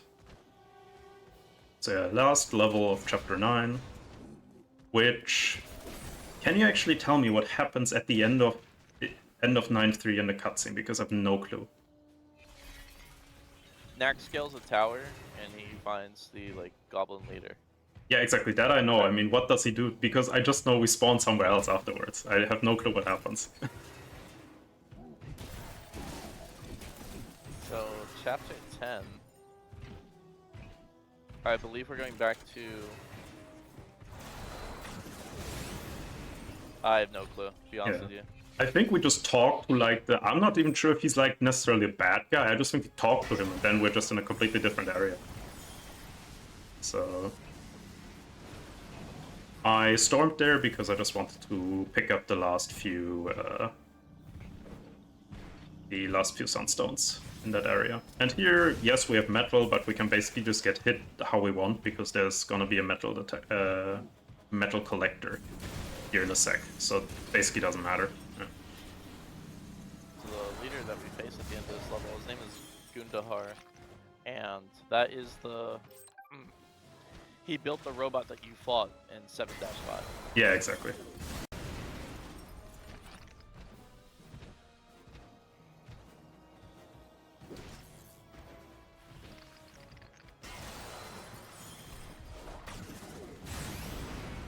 And yeah, here they basically just give you a ton of sunstones, so we're gonna use energy from most of these. There's a couple new skips in this level for any percent. They're pretty tricky though. Yes. Yeah, here for example I dash, attack, and I just miss it. That I'm not sure why I always try to do the dash, because I know it's always going to miss.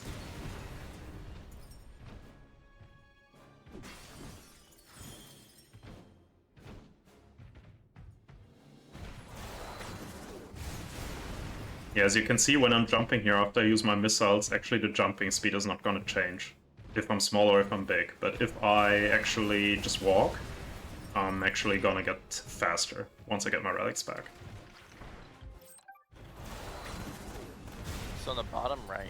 Yeah. I thought I was already far enough. But now I got them. Okay, perfect. I always contemplate if I should use energy here, because technically it's not really a time waste if you attack them normally, if you have your combo meter up. Storm might not be bad, that way you can keep running. Yeah.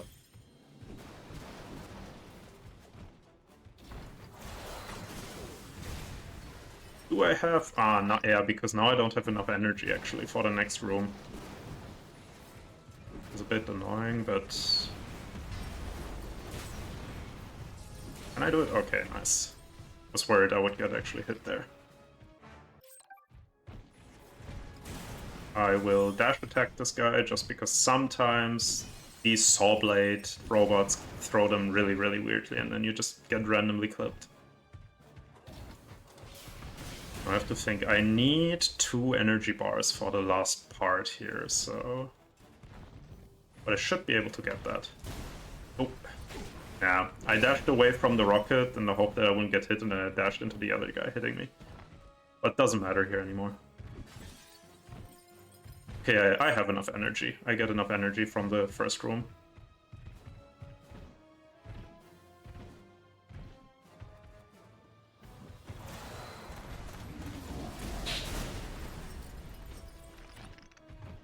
Also, something I just realized we never talked about is also there's actually a lot of animations you can cancel. So for example, the smash attack, you can actually cancel the animation partially by jumping at the correct time. Exactly, so we see this guy in his throne, and then we skip the cutscene because that's what we do, and now we're in chapter 10. A place like this should be crawling with them.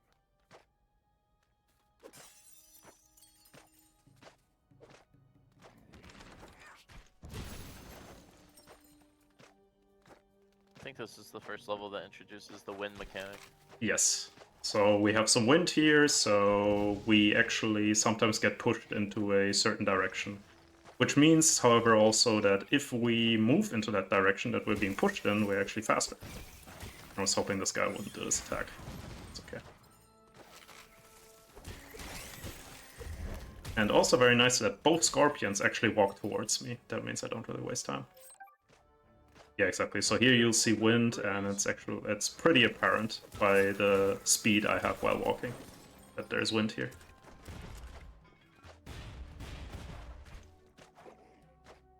And so yeah, this game has in total 13 chapters, and we are now in chapter 10.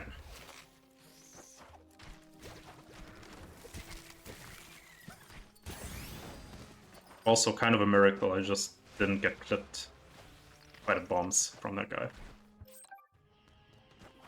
And now we're also introduced to these kind of platforms. They're going to be pretty boring for now. Later on, you'll also have platforms that are unstable, which means they sometimes fold, and if you're on top of them when they fold, you just fall. Which basically for us here is only going to be relevant for the very first time, where there's a chance we are not going to get it quickly. But I'll try my best not to do that. And here's, if you position yourself correctly, you can actually skip having to go on one of these platforms, as I just did.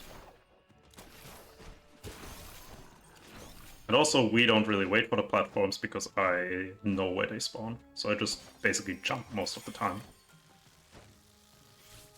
And I'm okay.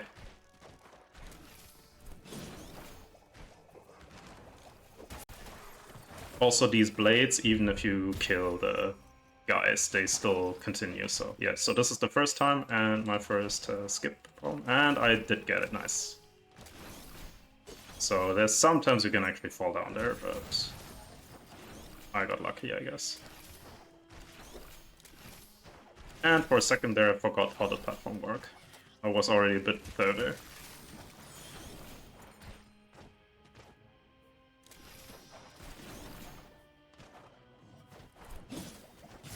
Yeah, so here I tried to bunny hop, got greedy and got hit by it, but shouldn't really matter. The big question is, for the last arena style fight of this level, I want to have an empowered Sunstone attack, so let's see if I can still do that. Also a new type of enemy here, they have two moves. They have the lucky move where they open both their arms, or they have this move where you just have to dodge an attack before you can attack them. Obviously you want them to always do the open arm attack. Yeah, so now I have the empowered attack, which is good. And here I kind of also banked on him doing his open arm attack, so I instantly dashed him. And I got lucky.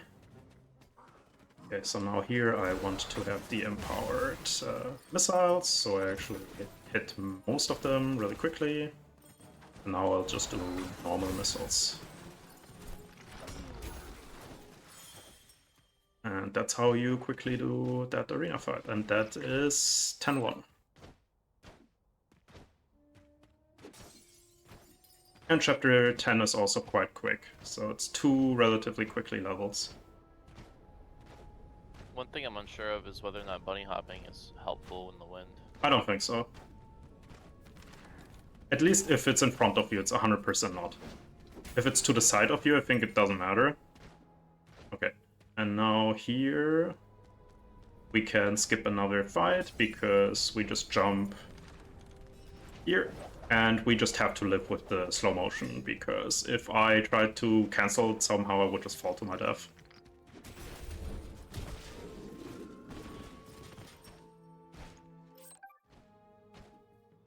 Just a bit further to the cave with that painting in it.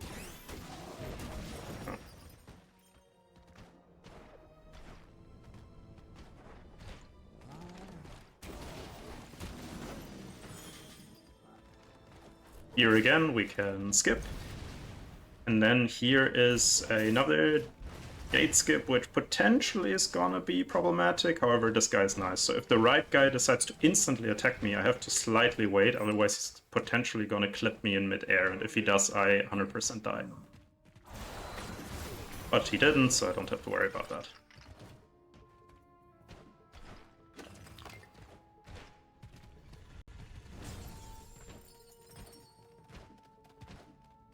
Hey, I can see the entrance to the cave. Wonder if we'll ever find a way to skip the arena in this level. Yeah, definitely. So that's one of the what-ifs as well of this game that has been theorized for years now. So in a second, we come up to an area after this fight. This door, basically. And to unlock it, you have to go to the ladder that you see on the top here. And there is a very, very high invisible wall. And there are some potential ways we might be able to jump over it, but nothing was yet successful. We found some backdashes that go quite high up, but nothing yet that could actually skip that wall. Of course, in fly percent, we just fly over. It doesn't matter. Just a little further, Knack. And here again in a second we'll also use sunstone missiles again to hit enemies before they actually spawn or come down to us. So here now, I'm just gonna use it. I kill 3 before they even come down, and that saves me some time. And that is basically chapter 10. We'll have to walk a little bit more, and that is it. I'm not gonna jump here because if I jump here, there's a very high chance I get clipped by these 2 attacks and die. That wouldn't be very nice.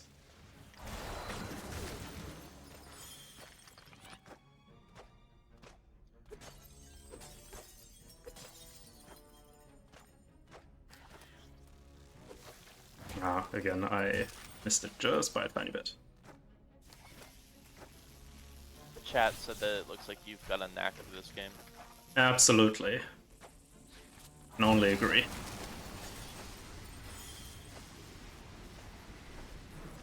Okay, so, and I also, this is probably one of my least liked chapters just because I think the time that you are small is just really annoying. Of course, in New Game Plus it's not too bad because usually you have a hit combo, so you one-shot everything, but it's still super annoying.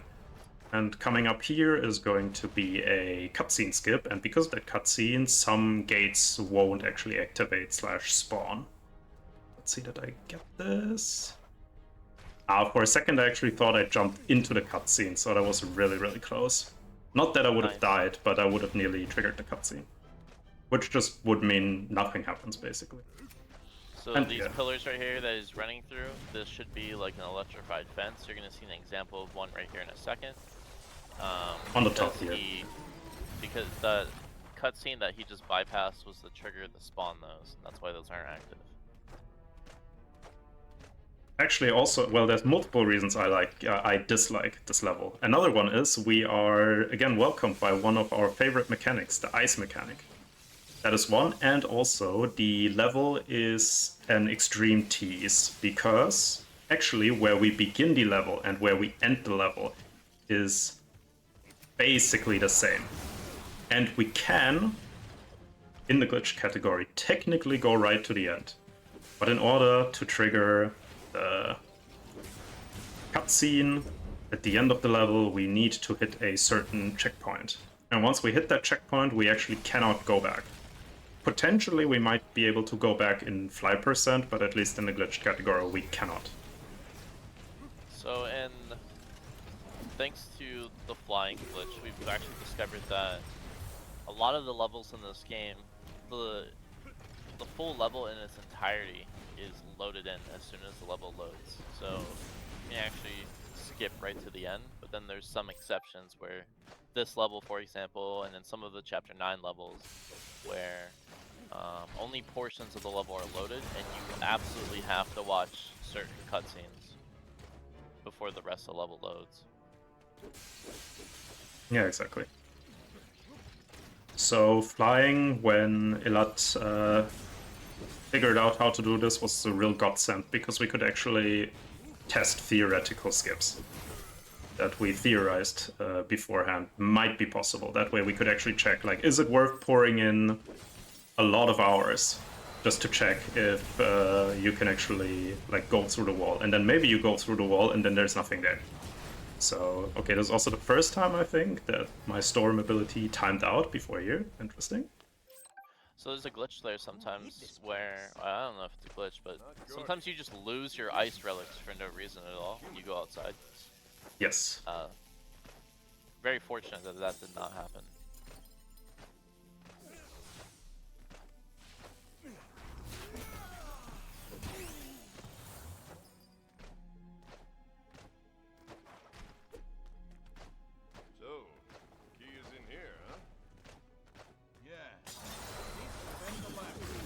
For example, here, technically I wouldn't use energy, but I had so much energy and I could pick up their extra, I just used it because there was no point in keeping it. Here is a little... I'm not sure if I would call it I guess I would also call it a glitch. Technically, I guess I'm not allowed to do it since this is glitchless. But basically what you can do is, as we figured out, if you go into a cutscene, also your jump ability refreshes. Which is not useful in any way because most cutscenes, after they play, they actually position you in a specific way. Here, it doesn't. So what I could do is I could jump here, go into the cutscene, and then I could jump again. Because as you saw, actually my fall speed just basically went to 0. But yeah, we have not found a single point in this game where that would actually help us with anything. Here it would just look cool, basically. Okay, my biggest enemy, this enemy, so what I'll just do is I'll just missile it. Because, yeah, I don't want to fight it. And now here's a room. What they want you to do is you have 3 levers. You just hit all of them and then you can have a pathway to go up. But if you know what you're doing, you just hit one and you're up. So it's a very nice little skip.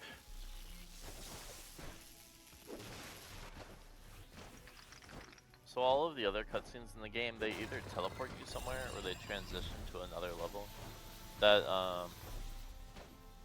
That cutscene where we can reset our jump and we can do like a quadruple jump, that is actually the only cutscene in the game where that's possible. Yeah, very likely. Okay, so now here, also a way to showcase a little mechanic. So if you are hitting something for very few frames, you're actually invisible. And we can showcase that here. So those are bombs. If I hit them, I'm supposed to take damage, but since I attack them and jump at a specific time, doesn't matter. Problem now is I have not counted since I explained this, and I know I need to destroy 10 of these, but I don't know. I think this is the 10th one, right? Yeah. That's basically completely useless outside of the last one, because the gate opens after you kill the last one. So it's only useful for the last one, but it's still just a fun thing to do because it's really easy.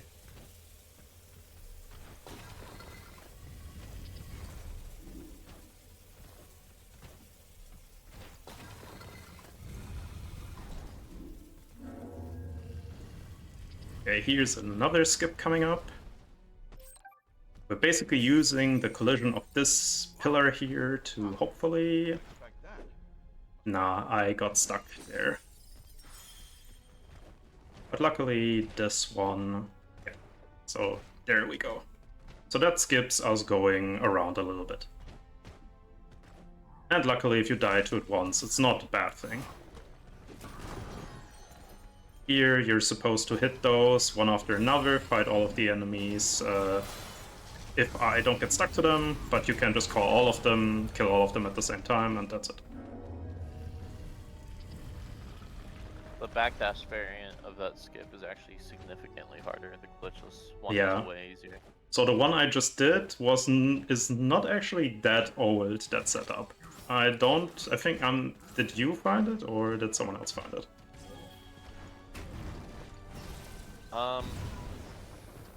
I think the original backdash setup was found by Pewable. Yeah, no, I mean the glitchless version. Oh, I'm not sure. Yeah, because I tried doing the glitched version for quite a while, and I just never got consistently good at it, so I never really... I tried to implement it into my runs, but yeah, once we found the glitchless variant, just so much easier.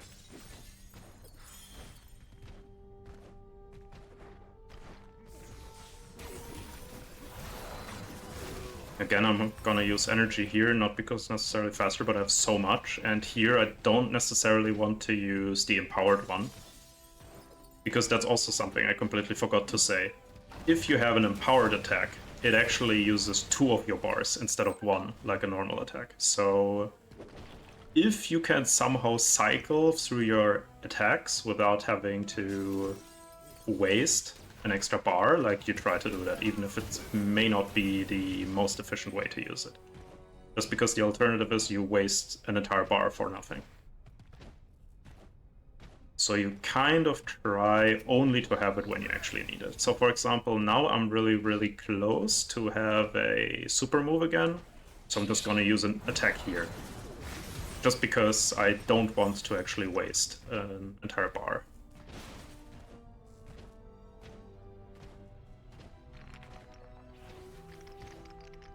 Okay, coming up is another skip. So you saw me before, there was like a part where I would hit a leather and then a maze appeared.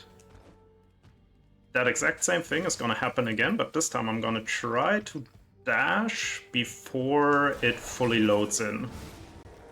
And here I was a little bit too late, but luckily I can jump over these gates. Okay, so I'm gonna position myself like roughly here. And I did not get it. Yeah, so now I skipped basically half of this labyrinth by doing that. And that is the end of 11.3, I think? Or is this 11.2? I don't even know. Oh, 11.3, okay. Go ahead. So that was actually, when I came to the game, a lot had already been discovered. So that little maze trick was the first thing I discovered. I was so happy about that, even though it's such a minor time save. Yeah, I mean, we have actually a lot of stuff that's really only minor time save. Even like really hard stuff, and then you compare the times, and it's like, oh yeah, that thing is like 5 seconds faster. And it's like, do I really want to do it? It might cost me a run, but it looks cool, so why not? I have to say, I lost a couple of runs also to some skips that are basically unnecessary, but they look cool. So.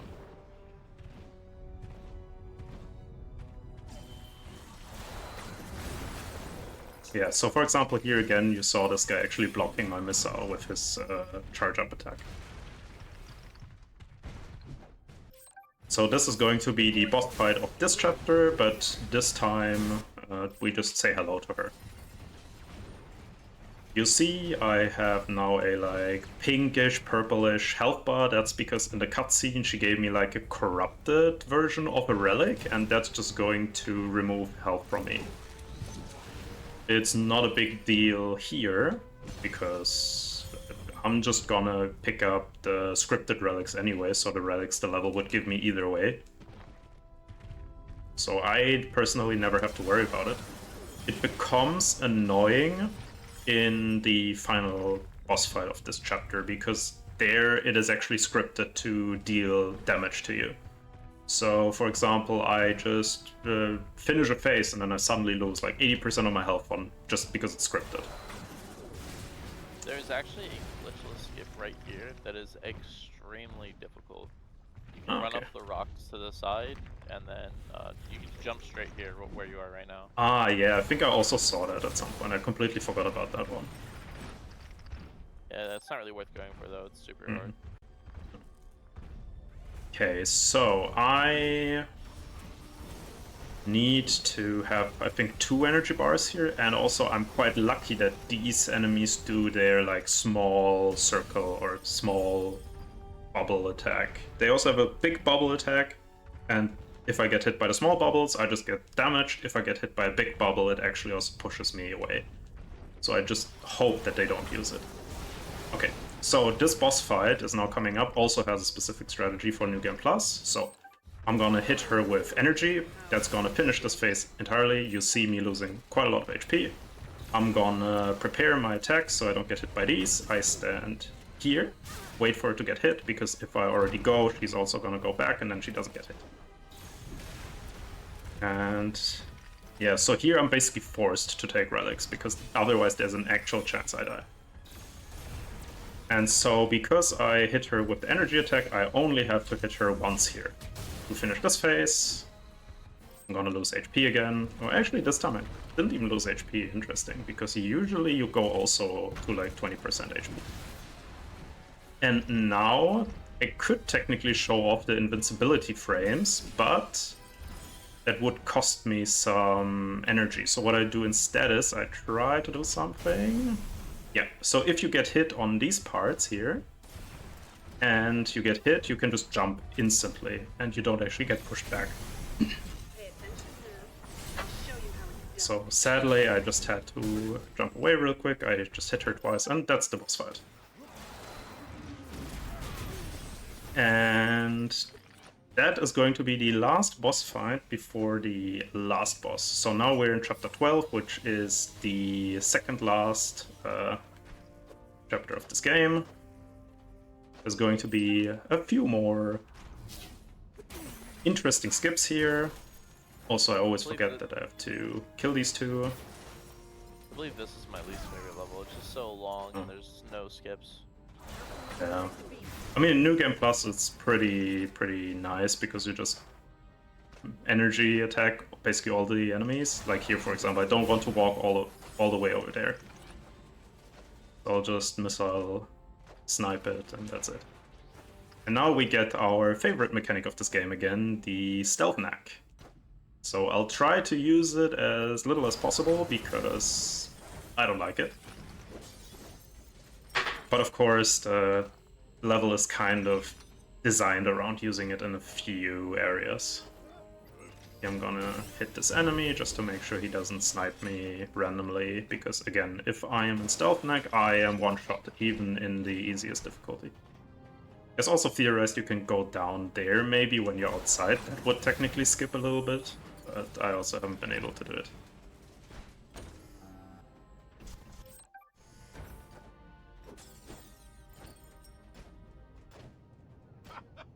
I have a little less energy than I would like, so I probably will not use energy, at least with these, and I might not use energy with the ones coming up. Yeah, and sometimes it plays the slow motion even though the game basically knows you're never gonna get hit by it, so that's always annoying because you cannot dodge, because very likely you already dodged at that point.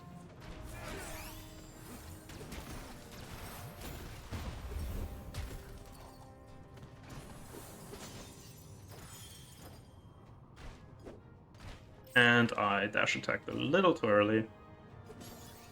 In any percent, I would potentially also energy attack these because they're not one-shot, but since I have nearly 30 hits in my combo meter, I just one-shot them anyways. And now again I have to gamble which one charges. I actually wanted the other one to charge first, but that's okay.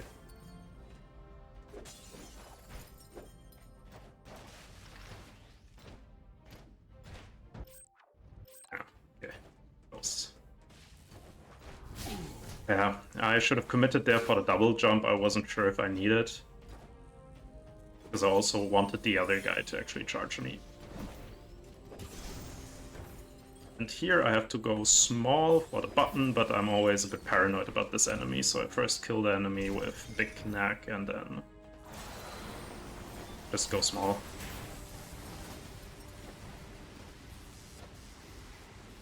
Now I have to see, I might have to wait a tiny bit before I can go small. Yeah, because I had an empowered storm ability. Which also, again, basically that meant I wasted an entire energy bar for no reason, because I don't need empowered here. There might be a skip here, I might have to look into that. Yeah, potentially. Here again, they're too far away, so I'll just missile them for speed. And we are nearly at the end of this level. And then the fun begins. Because 12-2, 12-3, and 13-1 are gonna be, again, slight nail-biters. And interestingly enough, between all levels we have cutscenes, but between here, 12-1 and 12-2, we don't. So what you see me doing quite a lot is I just pause here, because I think there's going to be a cutscene. But this time I actually reminded myself that there isn't. Okay, so again, skip coming up.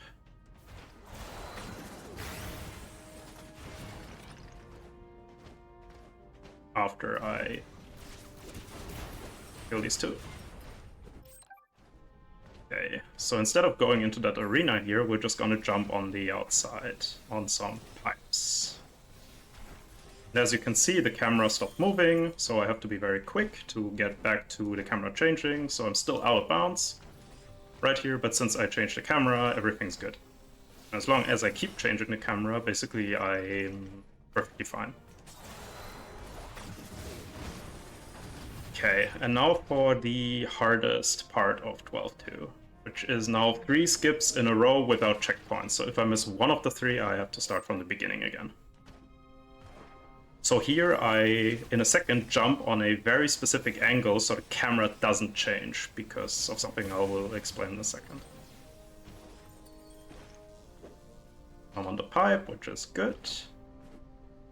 Oh my god, because the camera changed. Yeah, sometimes the problem is when the camera changes, your movement can be really, really weird, which you just saw. I did not hold any button to the right and I still jumped. Yeah, so you can see me here. I just changed the camera because the angle was bad.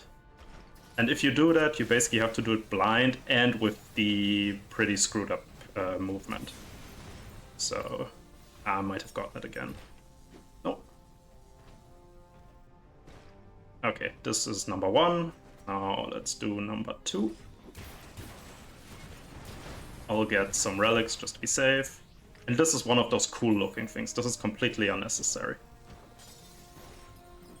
But yeah, as you see, it's just cool looking, nothing else. So it's kind of stupid to go for it, but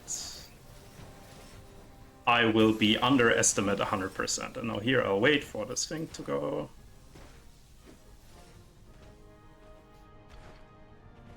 And now let's try this again.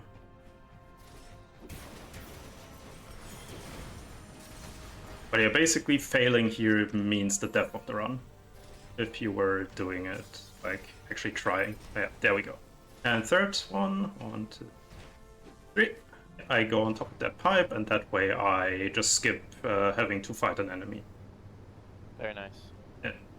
I mean, not very nice, but still okay. Let's say it like this.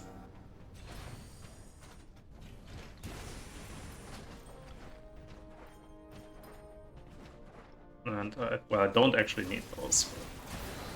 And I probably won't, yeah, sadly I lost my combo meter as well, so I didn't one-shot that guy, so I should have just smash attacked. Here. And also for some reason I did hit him.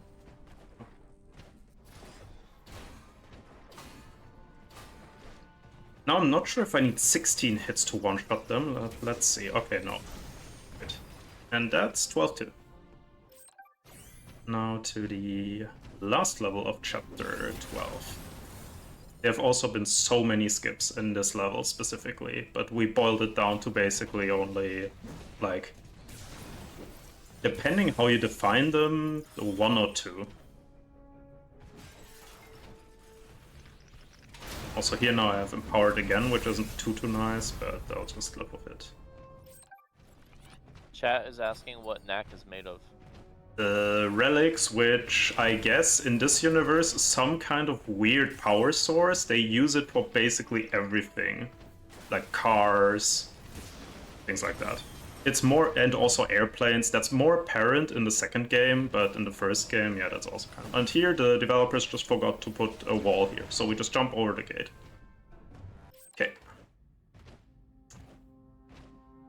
I think you can do this, skip glitchless.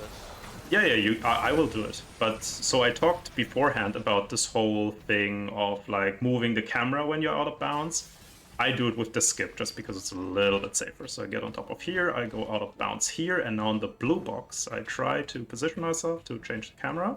Yeah, so I changed the camera there, so now I have a lot of time to do this. I was pretty close, actually. Usually my setup to change the camera does not take that long. I was a bit worried that I might actually run into the death timer. Okay. Here we are supposed to fight these two, but we just jump next to the thing that would actually go away if I were to kill them. I usually just go for it. I did not know about that camera change right there. Yeah. Yeah, also, I looked for a safer setup and found it there, so it's not that, like, new. I mean, it's... Basically, when I started doing legitimate any percent runs again, I basically looked for that setup. Okay. So here is the basically last skip that I'm kind of worried about. Basically, there's going to be, you've seen these like collector rings before. We're going to have a very big one chasing us. However, we can actually kill that with, at the very least, the missiles. And then we're just gonna jump on a very specific invisible wall and just hope we don't get pushed out. That's what I'm gonna do in a second. So I'm gonna wait for my relics to come back, and now I jump in a very... well, I'm gonna try to jump, but I walk off. So I'm gonna try to jump on a very specific spot.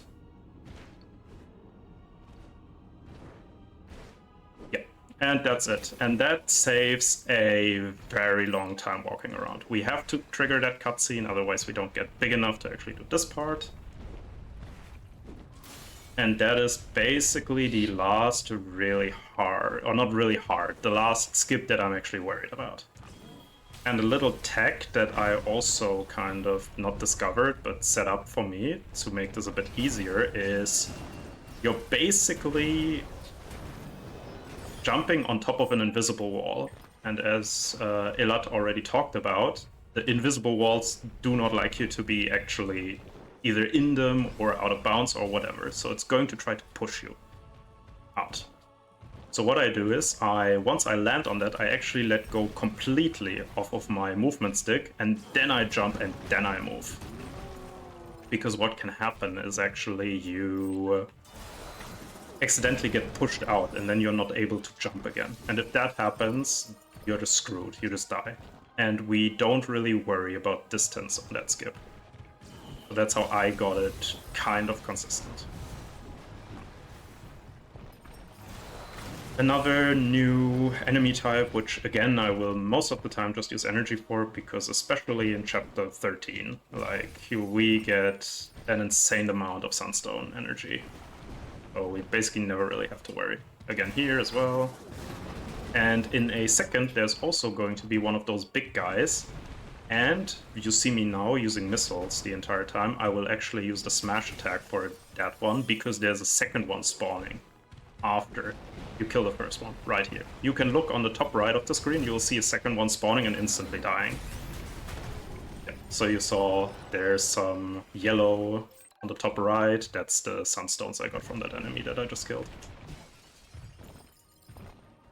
And you can't use missiles because at the point where you use the missiles, they didn't spawn yet. So you have to use the smash attack.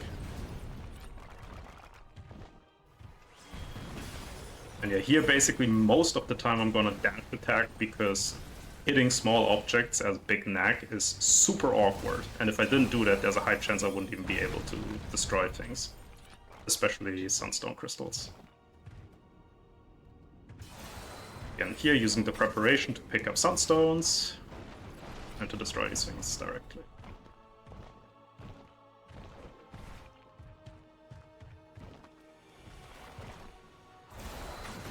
Technically, this one I wouldn't even need to...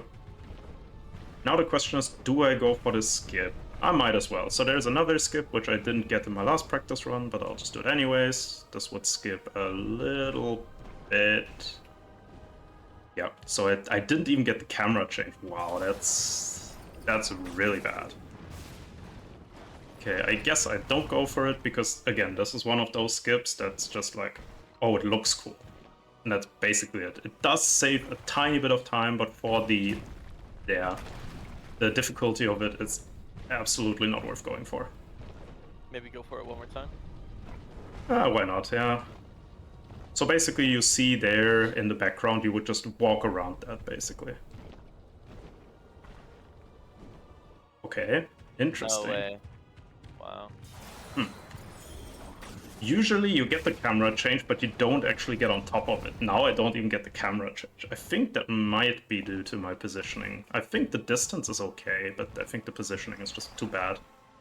That's okay. So back to that question we got earlier about what Knack is made out of. They asked if it was glass or plastic. I just realized that in Knack he's made out of the relics that are in this universe. But Exactly. in this specific category, we're doing New Game Plus, so we actually have a different version of Knack unlocked called Diamond Knack, which has like all boosted stats. So to answer the question, he's actually made out of diamonds in this. Yes, In exactly. this run. So you can collect like treasures, and of those treasures you either get pieces for the gadgets, And now here you can also see it kind of where I would have jumped to. Ooh, and I jumped off, interesting. Or not jumped off, I slipped off. But now you get to, so here we would basically land if I got that skip. So, important to note, we actually have access to technically all Knacks in any percent and New Game Plus. That's not because it's actually possible to have Knack. And also there, I nearly jumped off because the camera changed. Because the problem is, you might hold your stick in a different direction, but the basically direction the game still has for you is the direction before the camera actually moves. So sometimes there you see me wiggle Knack around when there's a camera change just to make sure I actually have the movement calibrated again. Okay, anyways, what I wanted to say is, yes, technically I guess you would only have Diamond Knack in New Game Plus. However, we also use Diamond Knack in any percent. Why that is the case, I have no idea, because the person who decided on that retired long before I joined this community. So someone at some point, I guess, decided that using normal Knack for any percent is boring or whatever, and yeah. I think it's because you can start a brand new run as Diamond Knack. Yes, technically, yeah. But you don't have the gadgets. Yes, so the way the different Knacks work is they are unlocked for your entire game, basically. So you still have save files, and basically those save files we use for New Game Plus. But once you unlock the different Knack versions,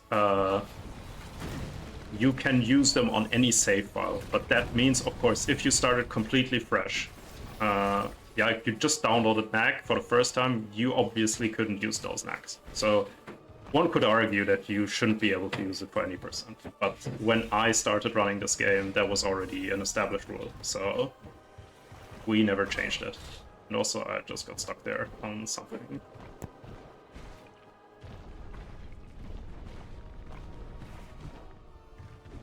Also here, fun fact is, I just realized technically I can do this as glitchless, but some people might say, oh, that's not glitchless, but anyways.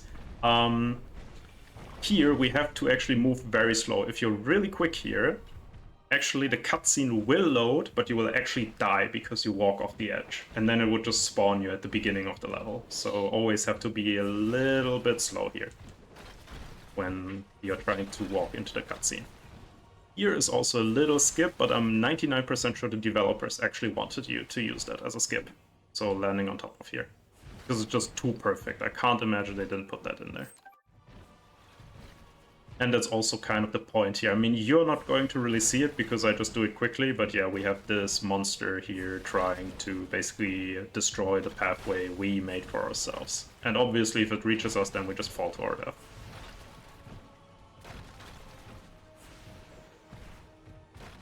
So I think that was the idea from the developers, to have like this little shortcut. Okay. So now we are nearly at the end of 13.3, which means we are going to be in the second last level in a second. And it's very important that I have at least 2 energy bars going into the final boss. I will explain why, probably during 13.4 or during the actual boss fight. We'll see. So when you found the skip on this level, what compelled you to try to use the walls that are moving? Because once they're fully up, the backdash is no longer possible. Well, is it something that is an object? Yes. Is it something that has collision? Yes. Okay, try backdash on it. That was the idea. That was the idea behind everything. So that was basically it. So you were just like... Ord, yeah. Well, you were just like, when it's not fully up, it's lower, so then maybe... Yeah, it exactly. might be possible. Okay, now for the basically pre-boss fight, let's call it that. So after this level is going to be the final boss. What we have to do here, at least in Glitchless, is we have 2 phases where he shows up. He's gonna give us like a little barrier here, and I was hoping I could destroy it before the laser, so I have to go a little bit to the left. Then he's gonna push us away, and then we'll have to actually fight him. We'll hit him twice, and that's it. And we'll do that on 2 different platforms, and that's basically nearly the entire 13-4 level. So in case someone is listening to stop the timer, this is going to take roughly 1.5 minutes still, and then the boss fight itself should be around, I don't know, 2 minutes?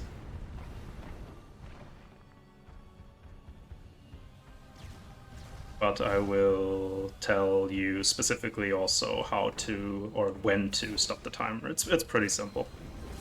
Again, so we'll get these walls again.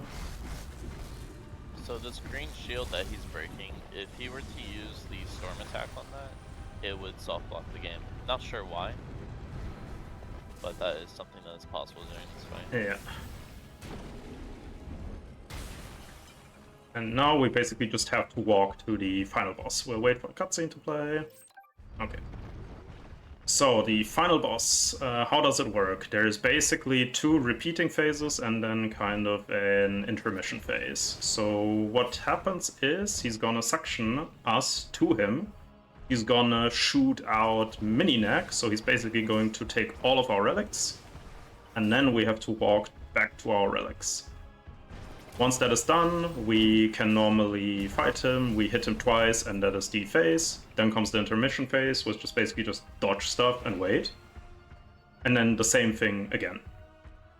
So why do we need the energy? We don't actually need it for the boss fight itself, but we need it in order to save a little bit of time. So he's going to try to attack us. And here we're just going to use the invincibility from our attack. So I'm just going to press circle once this is supposed to hit me.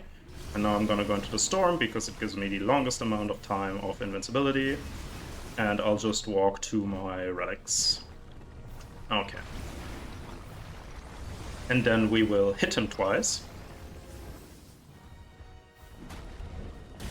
And now, as I said, there's an intermission phase where all we do is waiting.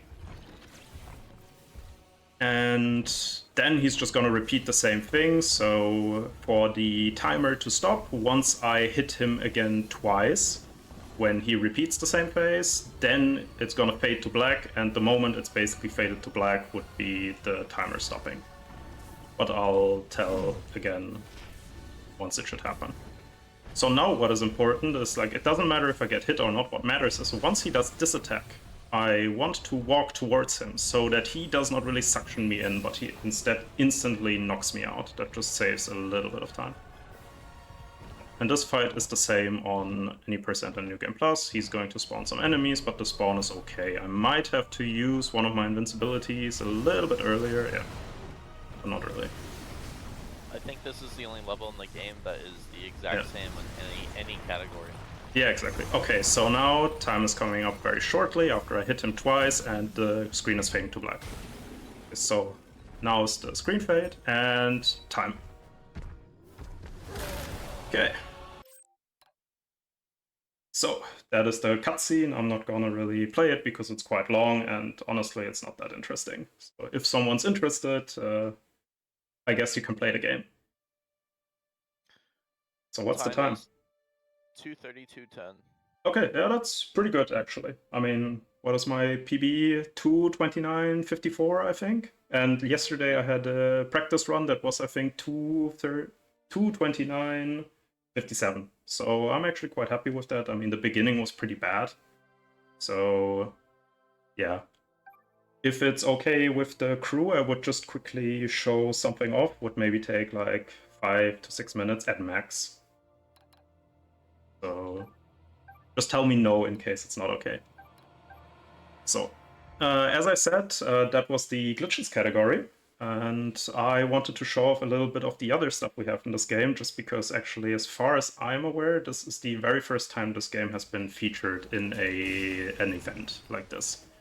So I just wanted to show off a skip really quick, or at least I'm going to try it, because this is the hardest skip in the game that I am at least using. So this would be for the glitched category.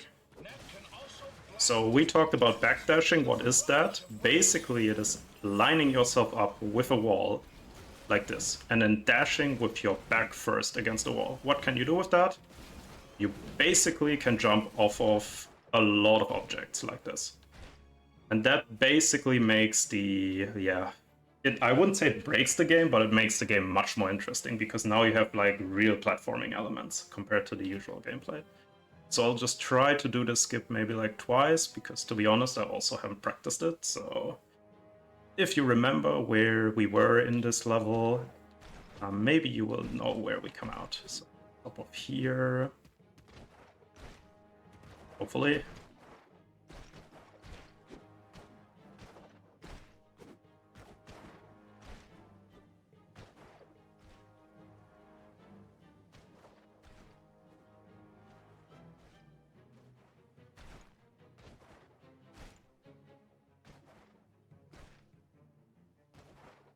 I sadly didn't get it. I got most of the skip, but the last part I didn't. So basically, I would say 75% of the skip is blind, which is why it's so hard.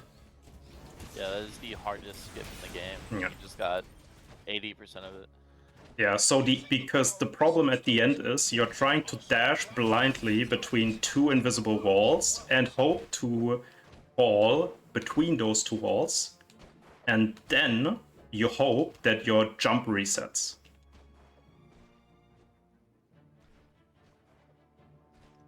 Yeah, so I fell down again. I'll try it like once or twice, and then that's basically it. So yeah, it's like really, really interesting what we can do with that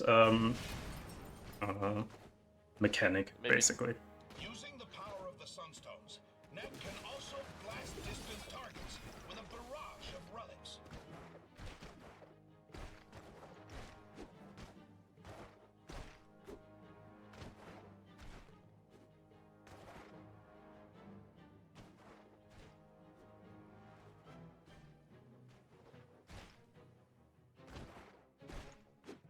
Yep, there you go. And that's Nicely the done. hardest skip of the game that's currently at least in any full game run. So I am actually resetting for this, which means like probably I get like 1 in... When I was really good, I would get 1 in 4 runs, would actually go through the skip. And now here, if you remember, this is basically like the second last room. So here's where we came from, and here's basically the final room before the second final room. Yeah. So that's backdashing. Again, can do quite a lot of things with that. So that would be that one. And then just lastly, I wanted to show off the fly glitch. Yeah, the category we call fly percent. So we'll go into time attack. Do you remember? I think it was stage 7, right? Number 9. Number 9, okay. So what we will do is we'll just use the time attack because it's the quickest way to get to basically a climbable wall. That's the only reason. You could technically do this in any single part of the game where you have a climbable wall.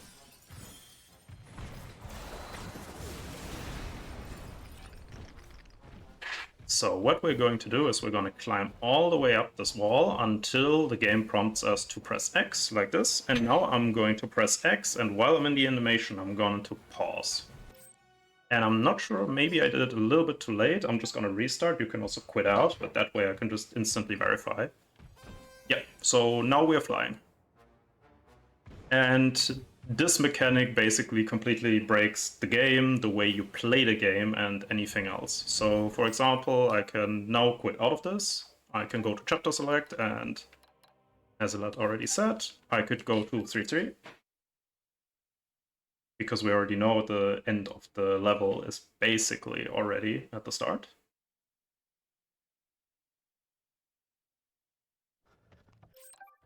And as I said, we keep this state. So there's a couple of ways you could technically erase this state, one of them being you just quit out of the game completely.